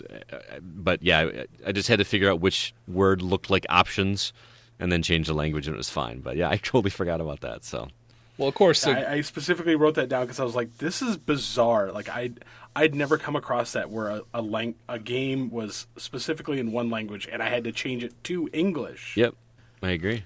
Well, of course, the elephant in the room has got to wonder, do you recommend this game? Yes. Absolutely. I really enjoyed it. All right, well, that is Aggelos. That was reviewed on the Xbox One. It's also available on Switch, PS4, and Steam. I'm going to throw you for a curveball here, guys. I've got another game to talk about that I did not put on the format. I've been reviewing a game called The Forbidden Arts. It is a 2D side-scrolling platform adventure game that looks much smoother and cleaner than Aggelos, which we just talked about. It just feels like a more modern game. The story in this is not very deep. There's something. It's got a Final Fantasy VI vibe to it, in that I get the impression. No, don't get excited, CB. Not in a good way. Just in the like magic is dormant, and there's a sorcerer that is trying to gather these 7 elements to take over the world, and you're this young lad that is tasked with stopping him. So, unfortunately, the game. I have one major gripe with this game, in that it's very platform heavy, which normally isn't a problem for me. I'm pretty good at platformers, but there are several instances of insta-death where, I mean, seriously, Aggelos, which we just talked about, has tighter controls than this game. This feels, it feels off just a little bit, and I don't mean to just talk negative about this game. It feels like I have to time my jumps in weird ways that don't feel natural for a platformer. For instance, I don't know if you can visualize this, but if I'm jumping from one platform to the other and there's a surface above me that if I hit it, I'm going to fall down into the pit instead of hit my landing. So I actually have to time my jump to, because it's got a double jump in it. So I have to lightly feather across the first and then do my double jump to make my actual jump, which doesn't feel natural to me. Does that make sense what I'm saying? It makes complete sense. Okay. I've never had a problem with the double jump, so that's kind of puzzling to me, to be honest with you. Well, double jump to me is where I'm trying to reach some place that's higher, and I have to double jump to do this. You also have an ability to like cling to a wall, like Mega Man X style, and bounce back and forth and do that. Right. So you've got that. The wall jump. And the platform isn't even a major problem. It wouldn't be a major problem if, when I miss one of these jumps and I fall into a pit of spikes and I die, that the loading screen wasn't about 15 seconds long. And I understand I'm spoiled. I live in a world where games like Super Meat Boy exist, and if I die, I just immediately start over again. But it's excruciating, because you're going to have to try these things over and over and over and over and over again to get to it. Mm-hmm. There is some magical elements available in here as well. You've got the only one that I've acquired so far. I'm gonna play some more. Is a fireball that you throw. I've only got 3 shots of it so far, but the way that you replenish it is by finding a campfire, and you kind of like harness the fire, and that's how like you replenish. It's like your mana, basically. I'm looking forward to finding out what more of these quote unquote forbidden arts are, but I'm just waiting for it to open up a little bit more. So I know it sounds like I'm dogging on the game. I'm still very early on in it, but it releases this week, so I want to make sure I had a chance to say something. So You're I'll not talk more dogging, next man. week. You're being honest. Yeah. You keep getting me so excited because every time you're like, it's kind of Final Fantasy VI, and I'm like, oh, yes. And then, And then you're like, no, I'm not. No. I just meant that in terms of the Magic being dormant for so long story. Okay. Yeah. And one of the other things you brought up, and it never just hit me until now, where you're like, oh, well, it's got like a 15-second loading screen. I thought back to like the original like Super Mario Brothers. Mm-hmm. I never realized that actually had a loading screen. It had a loading screen when you died, when it brought up the how many lives you had It brings up left. your life total. Yeah. But then also, if you were going into the like the underworld section, you had to go through the pipe, and then you drop down. So there was like that, because you couldn't control as you went into the pipe. I was like, oh, that's loading fascinating. screen. Interesting. Well, again, that is the Forbidden Arts, and I'll try to touch base on it next week as well, but those are my early impressions on that for sure. So I'm not going to really say recommend it or not until I get deeper into it. I haven't had as much time to touch it as I would like, but stay tuned for next week. CB, last week you talked about a game called the Blackout Club, which I touched a little bit this week, and I didn't even... it's a funny story. We planned on playing it online together, right? Mm-hmm. And both of my Xbox controllers died. I sound like I'm making an excuse to not play with you online. If I've told you once, I've told you 1,000 times. Charge your controllers. Well, I do. I have one of the cradles where I keep it cradled on there, and it wasn't the connections weren't aligned, so I've actually had a dead controller sitting there. So that when the one I had died, I went to swap it out, and that one was dead as well too. So they are now fully charged. But anyway. You briefly touched on the Blackout Club, and I know you had a chance to play online with Sean Fuller and Alyssa White and somebody else. So now that you've had a little bit more time with this one, tell me about the online experience with this survival horror mystery game. So I still very much enjoy this game. Okay, I will say that good. Flat out. To me, it still feels like the Goonies meets the X-Files. I still love that description. But that being said... this game is hard. This game is real hard. Well, I was even playing the intro and it was difficult. So Nope. Crank to 11. So is it a game that requires teamwork where you have to work together and coordinate? Is that what makes it hard? Very much so. So walk me through like a scenario where you guys had to work together to make this happen. So you're part of this club and you are sent out on missions trying to find out what's going on in this world/town that you live in.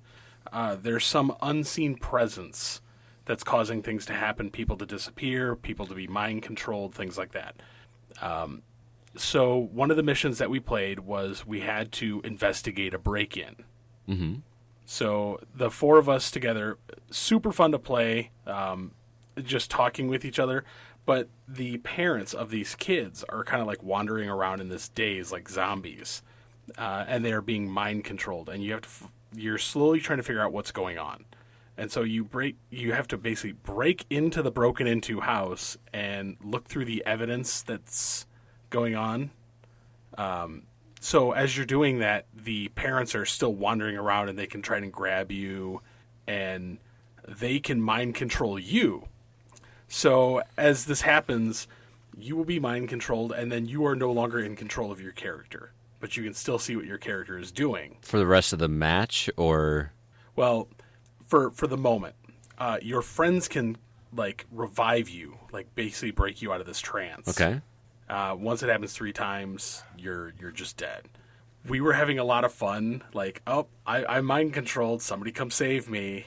And it was just chaos.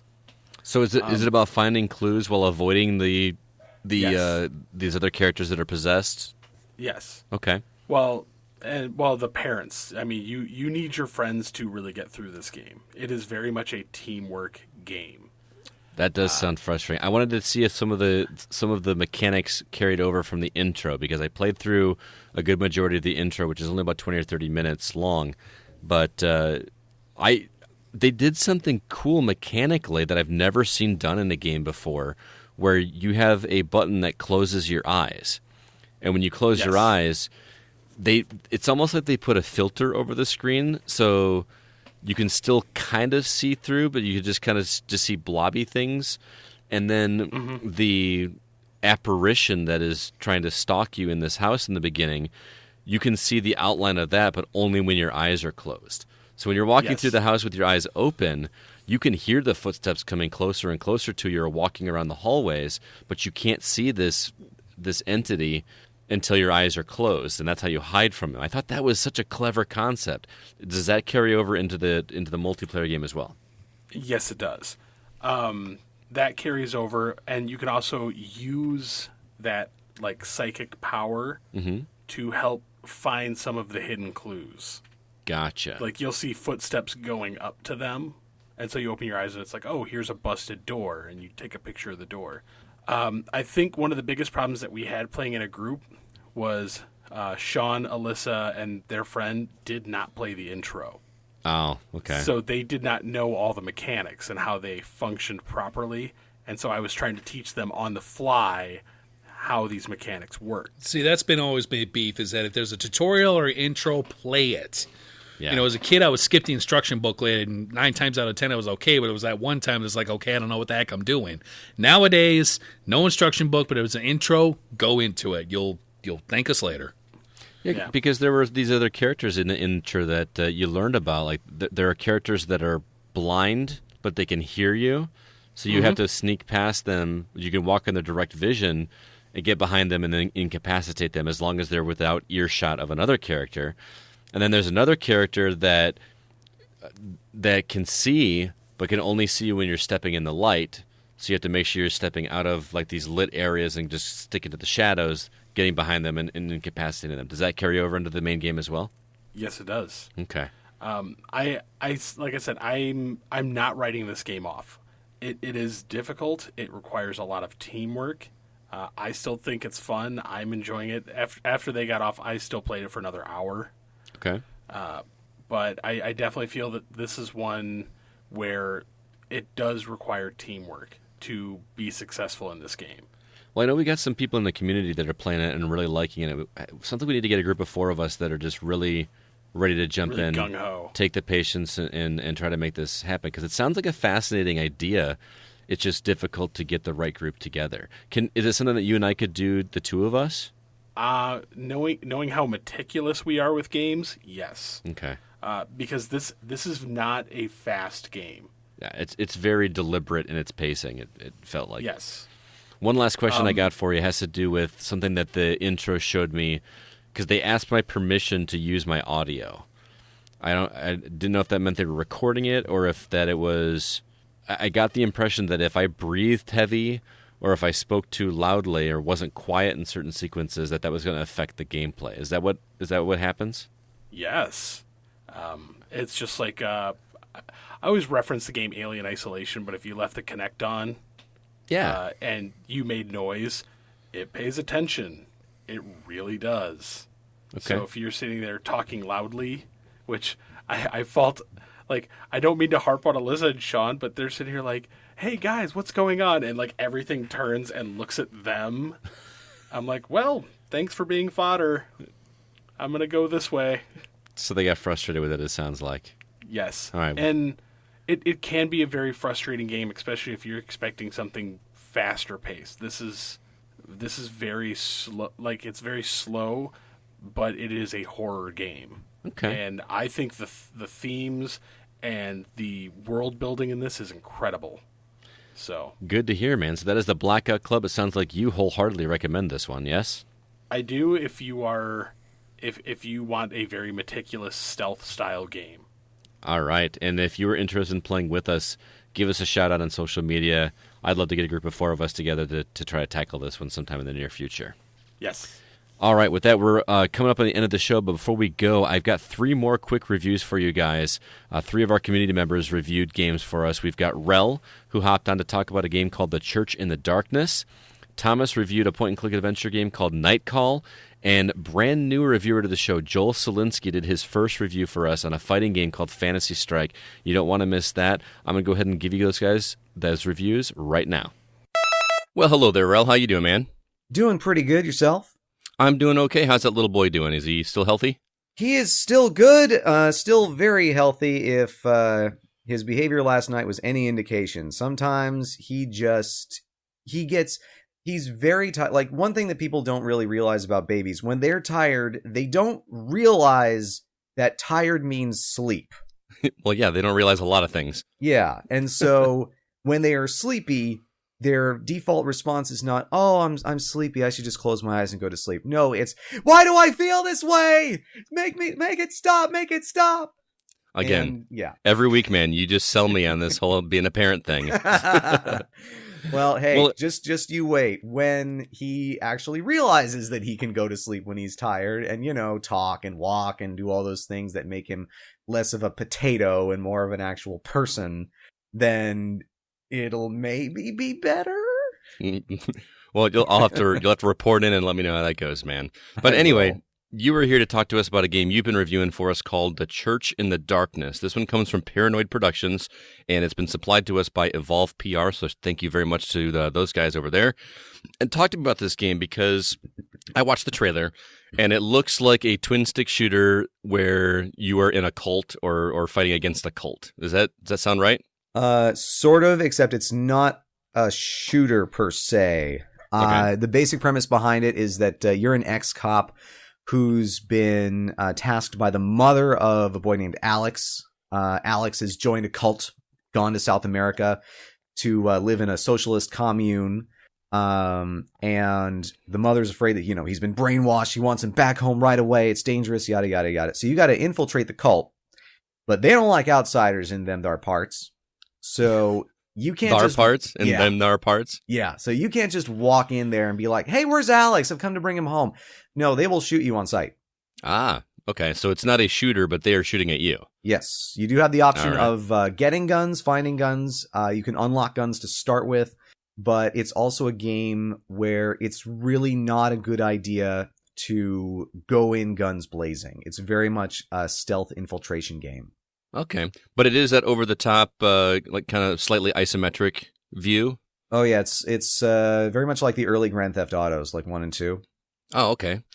So tell me about the gameplay outside of that. You said you're being stealthy. You got some weapons, but you want to kind of use them sparingly because that's not how to play the game. So how do you go about and tackle this stealth nature? Well, like any good stealth game, there are takedowns.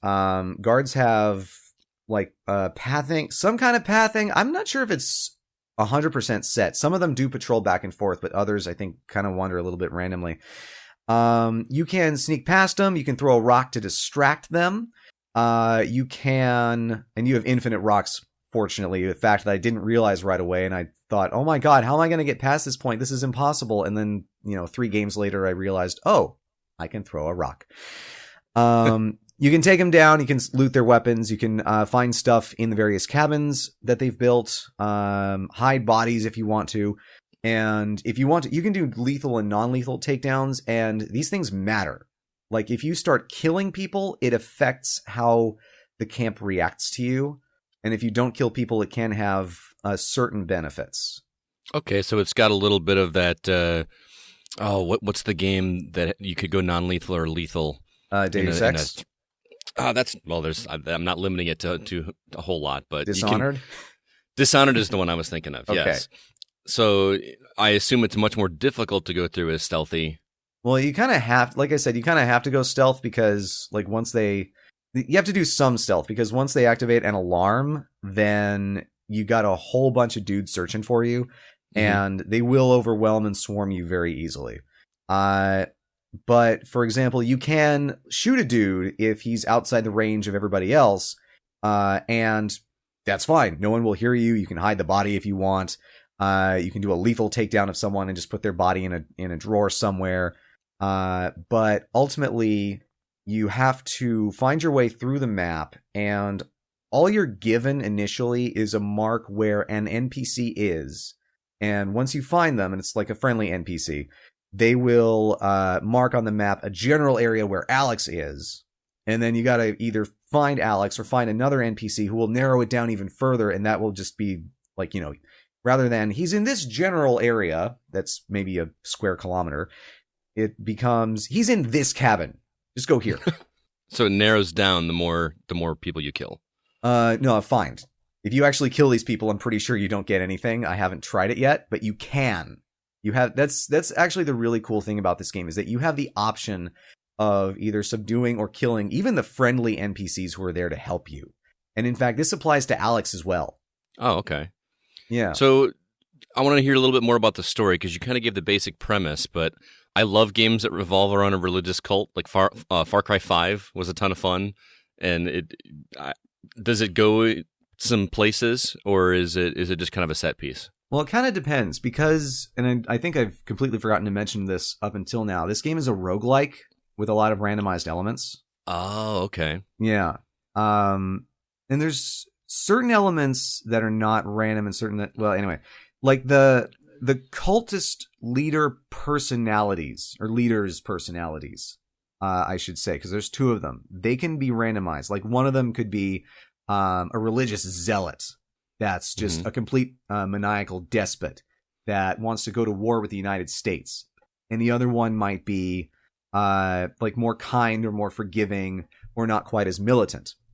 And so depending on how you conduct yourself and depending on the personalities of the preachers, you could, for example, come across a camp that's more militarized, where people are, for instance, like instead of, say, a punishment being somebody goes in the cage for a day, that's a punishment for them misbehaving. And this happens off screen. You don't actually know what they did.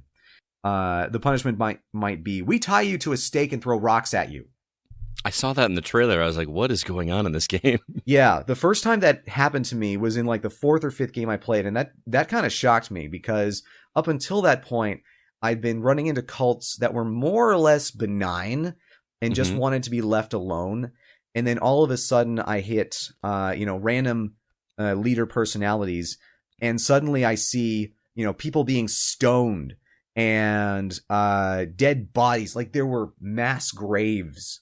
And it was like not pray for us, pray on us, something like that, written in sticks in the ground, except pray was written Prey. Ah, gotcha. It was a disturbing twist, let me say. So if it's a roguelike, when I hear roguelike, I think it's a game where you try a run to get through and finish it, and then inevitably you die and start over again and try again. So how long would a run take to, quote unquote, complete that run? If you actually know what you're doing, a run might take 20, 30 minutes, Okay. Depending on how fast you can find Alex. Because theoretically speaking, you can just run into Alex out in the wild if you if you get lucky. Or if you have a general idea of where he is. And it also depends on how much effort you want to put into the game, because, like I said, the personalities are all randomized. And so Alex might be brainwashed. He might not want to come with you. And so then it's got to be, okay, do I want to subdue him? Do I decide to kill him? Because you can do that. I haven't dared do that yet, but I've wanted to do that just to see what would happen. But the thing is, once you find Alex, regardless of whether he wants to leave or not, he also says, hey, why don't you go talk to the leaders and see what they have to say? And so you can then go find the leaders and talk to them and either influence them, or they can influence you, or you can decide to kill them or just leave with Alex. That sounds interesting. So it sounds like a top-down, stealthy capture the flag mission. Kinda, sorta, where Alex is the flag. Yeah, I like it. So overall, is this one that you recommend for our listeners to play?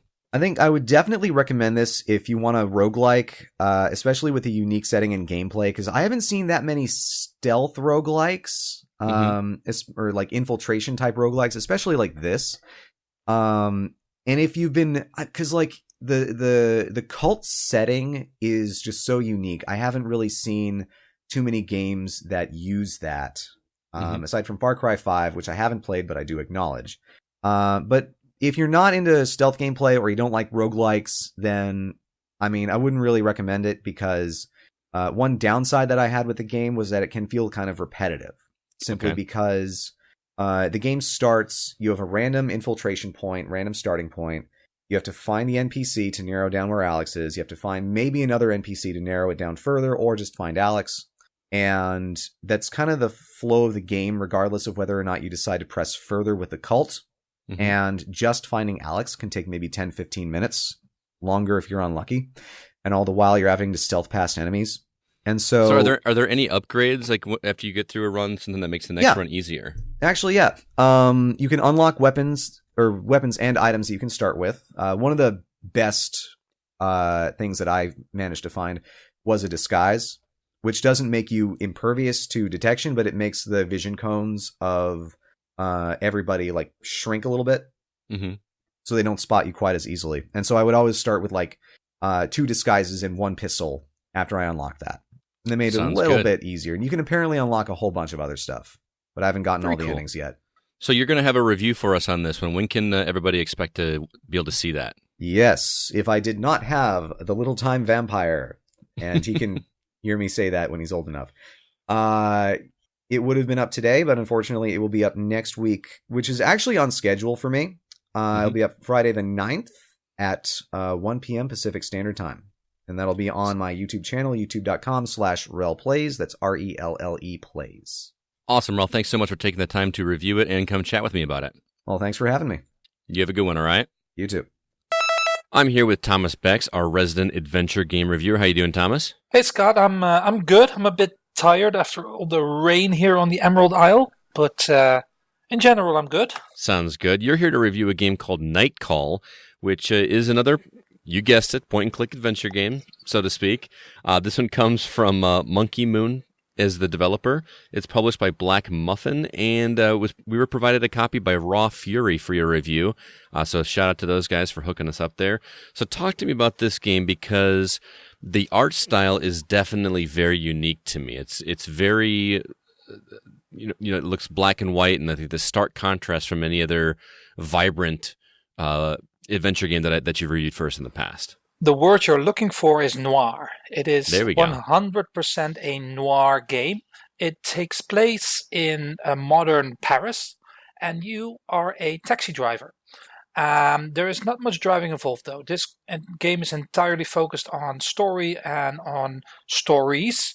It's a really simple premise. There is a serial killer hunting the streets of Paris. You are the only one who survived his attack, and now a not so friendly police officer wants you to help her point who did it. And she is using you as a taxi driver on the streets of Paris to figure out who did it and to try to arrest him. So what you basically do in this game is you drive around, and the driving around is really simple. You see the map of Paris. You see places where you can go to, people you can pick up. You select them, and once you're there, you decide whether you want to pick them up or not. This is important because not only are you trying to solve the crime, but you also have to keep your taxi going. So you actually need to make money because you have to pay for gas, you have to pay for expenses, and if you can't pay for them, and if you run out of gas, or both, then the game is over. Because without a taxi, you're useless. So those are the 2 things you need to keep in mind when playing this game. 1, the investigation, and 2, keeping your taxi driving on the streets. So it's got a little bit of a business management thing going on in addition with the murder mystery, so to speak. Yes. Not very heavy, but heavy enough that you have to think about it. In a way that, for instance, the first time I played it, I made it to day 6, and day 7 is the day that you have to point out who you think is the serial killer. Now, on day 6, I ran out of gas because I could not afford any more gas, so I ran out of gas. And they had to come pick me up, which cost me a lot of money. And at the end of day 6, they said, "Oh, you're broke," end of story. So the second time, I paid way more attention to that. I played the same case. There are 3 cases you can choose from. And the difficulty can also change. You have story mode and higher difficulty. So I played it on story mode. And I was like, okay, I was going for long rides, which give me a lot of money, but take up a lot of time. So I was mixing, at the second time I mixed it up a bit. I chose one day to focus fully on making money. So I did lots of short and medium rides so I could get the money in. And the second day I did that as well. And on the third day I started focusing more on the investigation so I could I knew I had enough money to make it till the end of the week, and I could get at least 2 refills of my gas tank. So you have to think about it in that way, but that was on the easiest difficulty. I have not tried it on a harder difficulty, but it is more difficult to make money to keep your taxi afloat.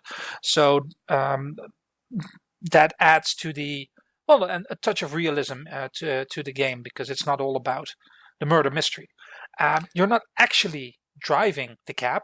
As I said, you merely point where you go, you pick up the passenger, and you drive to their destination. And once you start driving, it is purely focused on the story of the passenger. So the passenger will ask you questions, or you will ask the passenger questions, and sometimes whole stories come out, and they can be interesting. They can have nothing to do with the investigation. They can be very sad, they can be very funny, they can be very weird. There's a lot of weird stuff happening. It's Paris after all.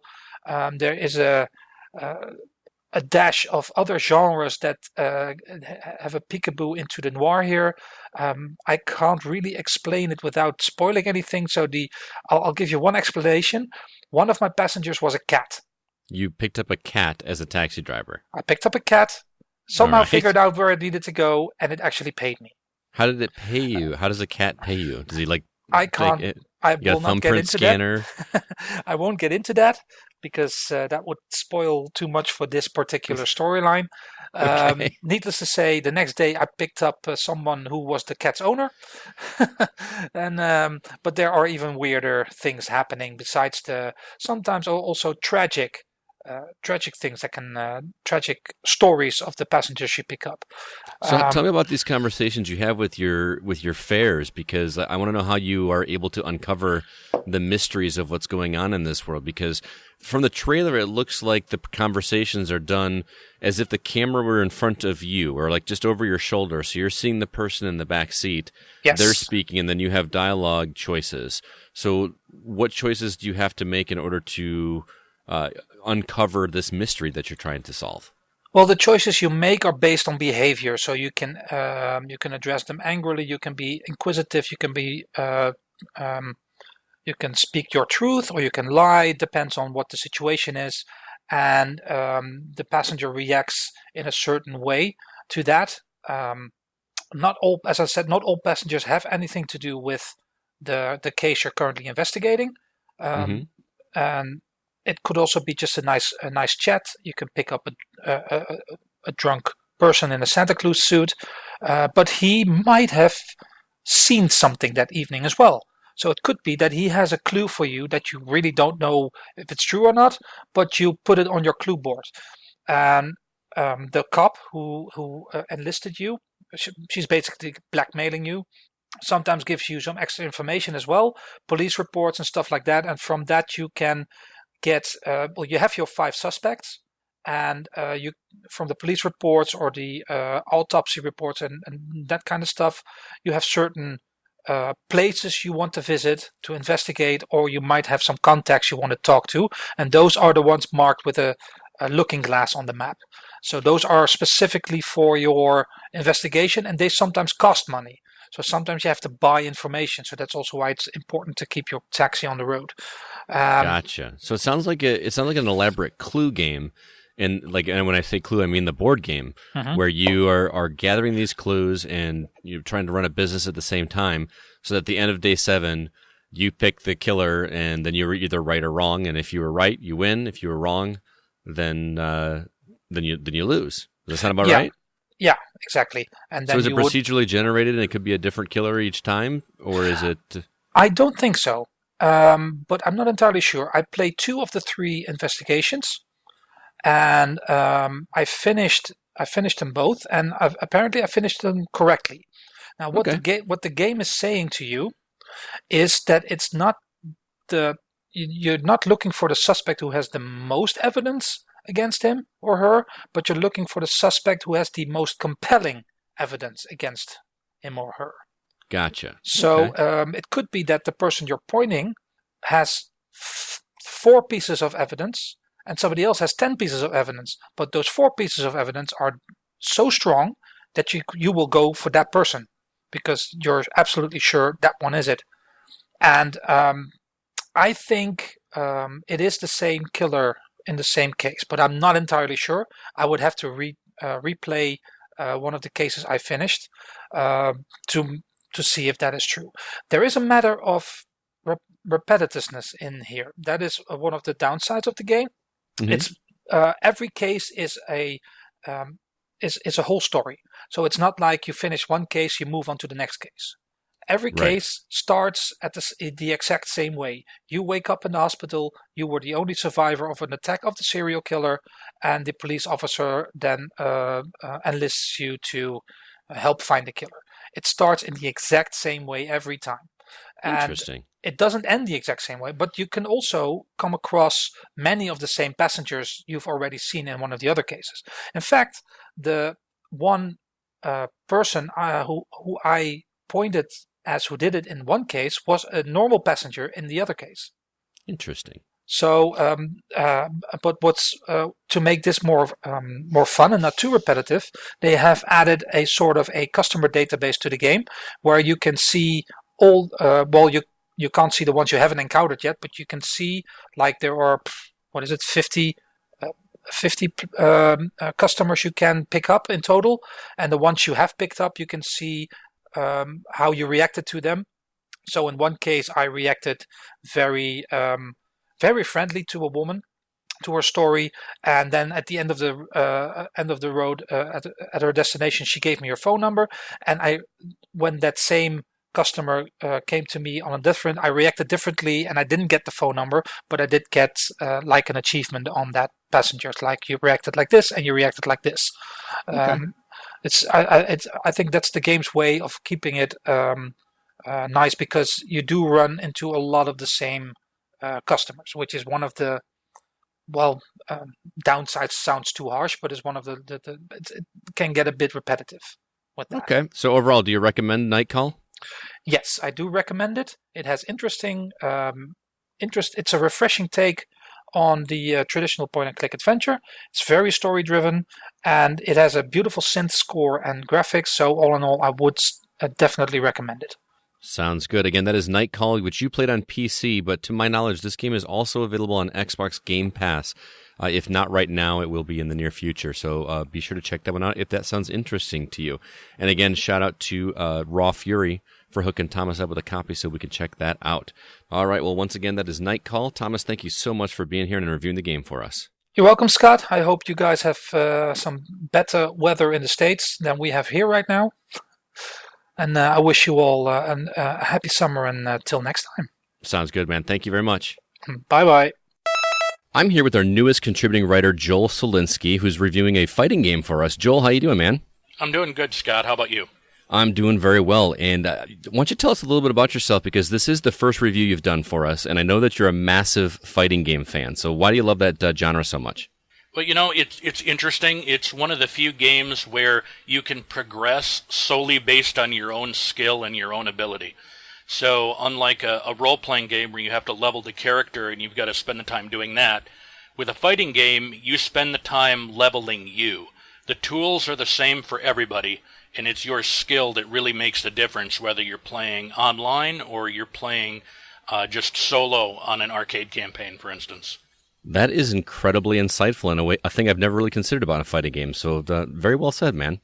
Well, let's talk about the game that you reviewed for us. The game is called Fantasy Strike, and you played this on PS4, correct? Yes, I did. PS4. So what sets Fantasy Strike apart from other fighting games? The ability to pick the game up very easily is something that's very new for this genre. Typically, it's a lot of learning moves, learning what to do when, and how to perform the moves. With this game, it's so easy to pick up. A single button press can perform a super move, for instance. You really have to worry about when to use it, not how to use it. That's interesting. So it really comes down to timing rather than did I execute this half circle turn with a heavy punch or something like that. That's exactly right. Yes, you don't have to worry about the execution mechanics. You just have to worry about the strategy, which is really what makes the game fun. All right, so how does this work out for seasoned veterans of fighting games that are used to doing those complicated maneuvers? Is it still a game that they're going to find appealing as well? Absolutely, and you actually just hit it right on the head. They're used to doing those complicated maneuvers, So for them, it's all muscle memory. They don't even think about it. They're already on the page of thinking about strategy and what they need to do for the next counter move, rather than worrying about performing the move and then figuring out when to use it. That sounds really interesting. It sounds like a fighting game I could get into because, I grew up playing Street Fighter and Mortal Kombat, obviously, but games like Dead or Alive, where they had those move sets with like 16 button combinations, I was like, all right, I'm out. So this sounds like one that I could actually get into. Yeah, absolutely. You don't have to sacrifice fun and depth of game when you have a simpler to play game, if that makes any sense at all. It does make sense. Tell me about the roster, because this is obviously a new IP. So are the characters fun to play? Is there a lot of difference between the two? And talk a little bit about balancing as well. Sure. Yeah, the characters are very fun to play. They're very unique. No character feels like another character, or rather just a reskin of a character you've already tried. Good to hear. They cover things like grapplers, which is characters that like to get up close and more of like a wrestling type character. Sure. Versus zoners, which their game plan is to keep you at distance and use abilities to keep you at that distance while doing damage to you. Okay, that sounds, again, like it's got a little bit of a depth to it, even though the controls sound a little bit simpler, which I do like. But I think the heart of a good fighting game, and this is speaking as a layperson that doesn't play this genre nearly as much as you do, is going to be in the online experience. And because fighting game fans love to play against each other online. How's that experience been for you with Fantasy Strike? Honestly, it's been great. The netcode is based off a slightly different technology than what a lot of the other competing games are using. I played quite a few games online. I didn't experience any lag, any issues, anything like that. It really felt like I was playing with somebody sitting next to me doing couch co-op. That sounds really great. So last question I want to ask you is, do you recommend this one for our listeners to check out? I absolutely recommend this game. If you've even thought about trying a fighting game, this would be the one to try. The tutorial videos are excellent. It teaches you how to play one character right when you power up the game, and I took that character, went online, and did very well with it after sitting only through a basic tutorial. That's fantastic. And you still recommend it for seasoned veterans of the genre as well, correct? Yes, the depth is definitely there if you're interested in playing tournaments or things of that nature. Even bringing this to like a local tournament, it has a tournament mode. It's ready to go. Sounds good. Again, that is Fantasy Strike, and that comes from developer Serlin Games. If I'm not mistaken, that's a veteran in the fighting games circuit, is it not? Yes, it is. Yeah, David Serlin had a little bit to do with Street Fighter II Turbo HD Remix. I'm sure you've heard of that game. Oh yeah, just a little bit. So even not major fans of fighting games are familiar with Street Fighter. So also want to give a special shout out to Stride PR for providing you with a copy of that game. We really appreciate you giving us the opportunity to review that. Joel, thanks so much for hopping on and reviewing this game with us. I really appreciate it. Absolutely, Scott. Thanks for having me. It's been a pleasure. All right, man. We'll catch you later. See ya. All right, well, that will do it for this episode of the Gaming Outsider. CB, any parting words or recommendations for the listeners? Hop on, play Fallout 76 in the Blackout Club with me. You and Com Cody are all about that Fallout 76, man. Mm-hmm. It's delicious. Chris, what's going on with you this week, man? Training for... Sattler and I have got to come to blows, and I need to train up for it. Do it. Let's do it. All right. Well, everybody, thanks so much for listening. Please be sure to email us if you have any questions or concerns. Our address is feedback@thegamingoutsider.com. Until next week, I'm Scott Clark with Chris Behrensmeyer and Chris Owens, and we are The Gaming Outsider. And remember, there's no such thing as a bad game, just games that aren't for you.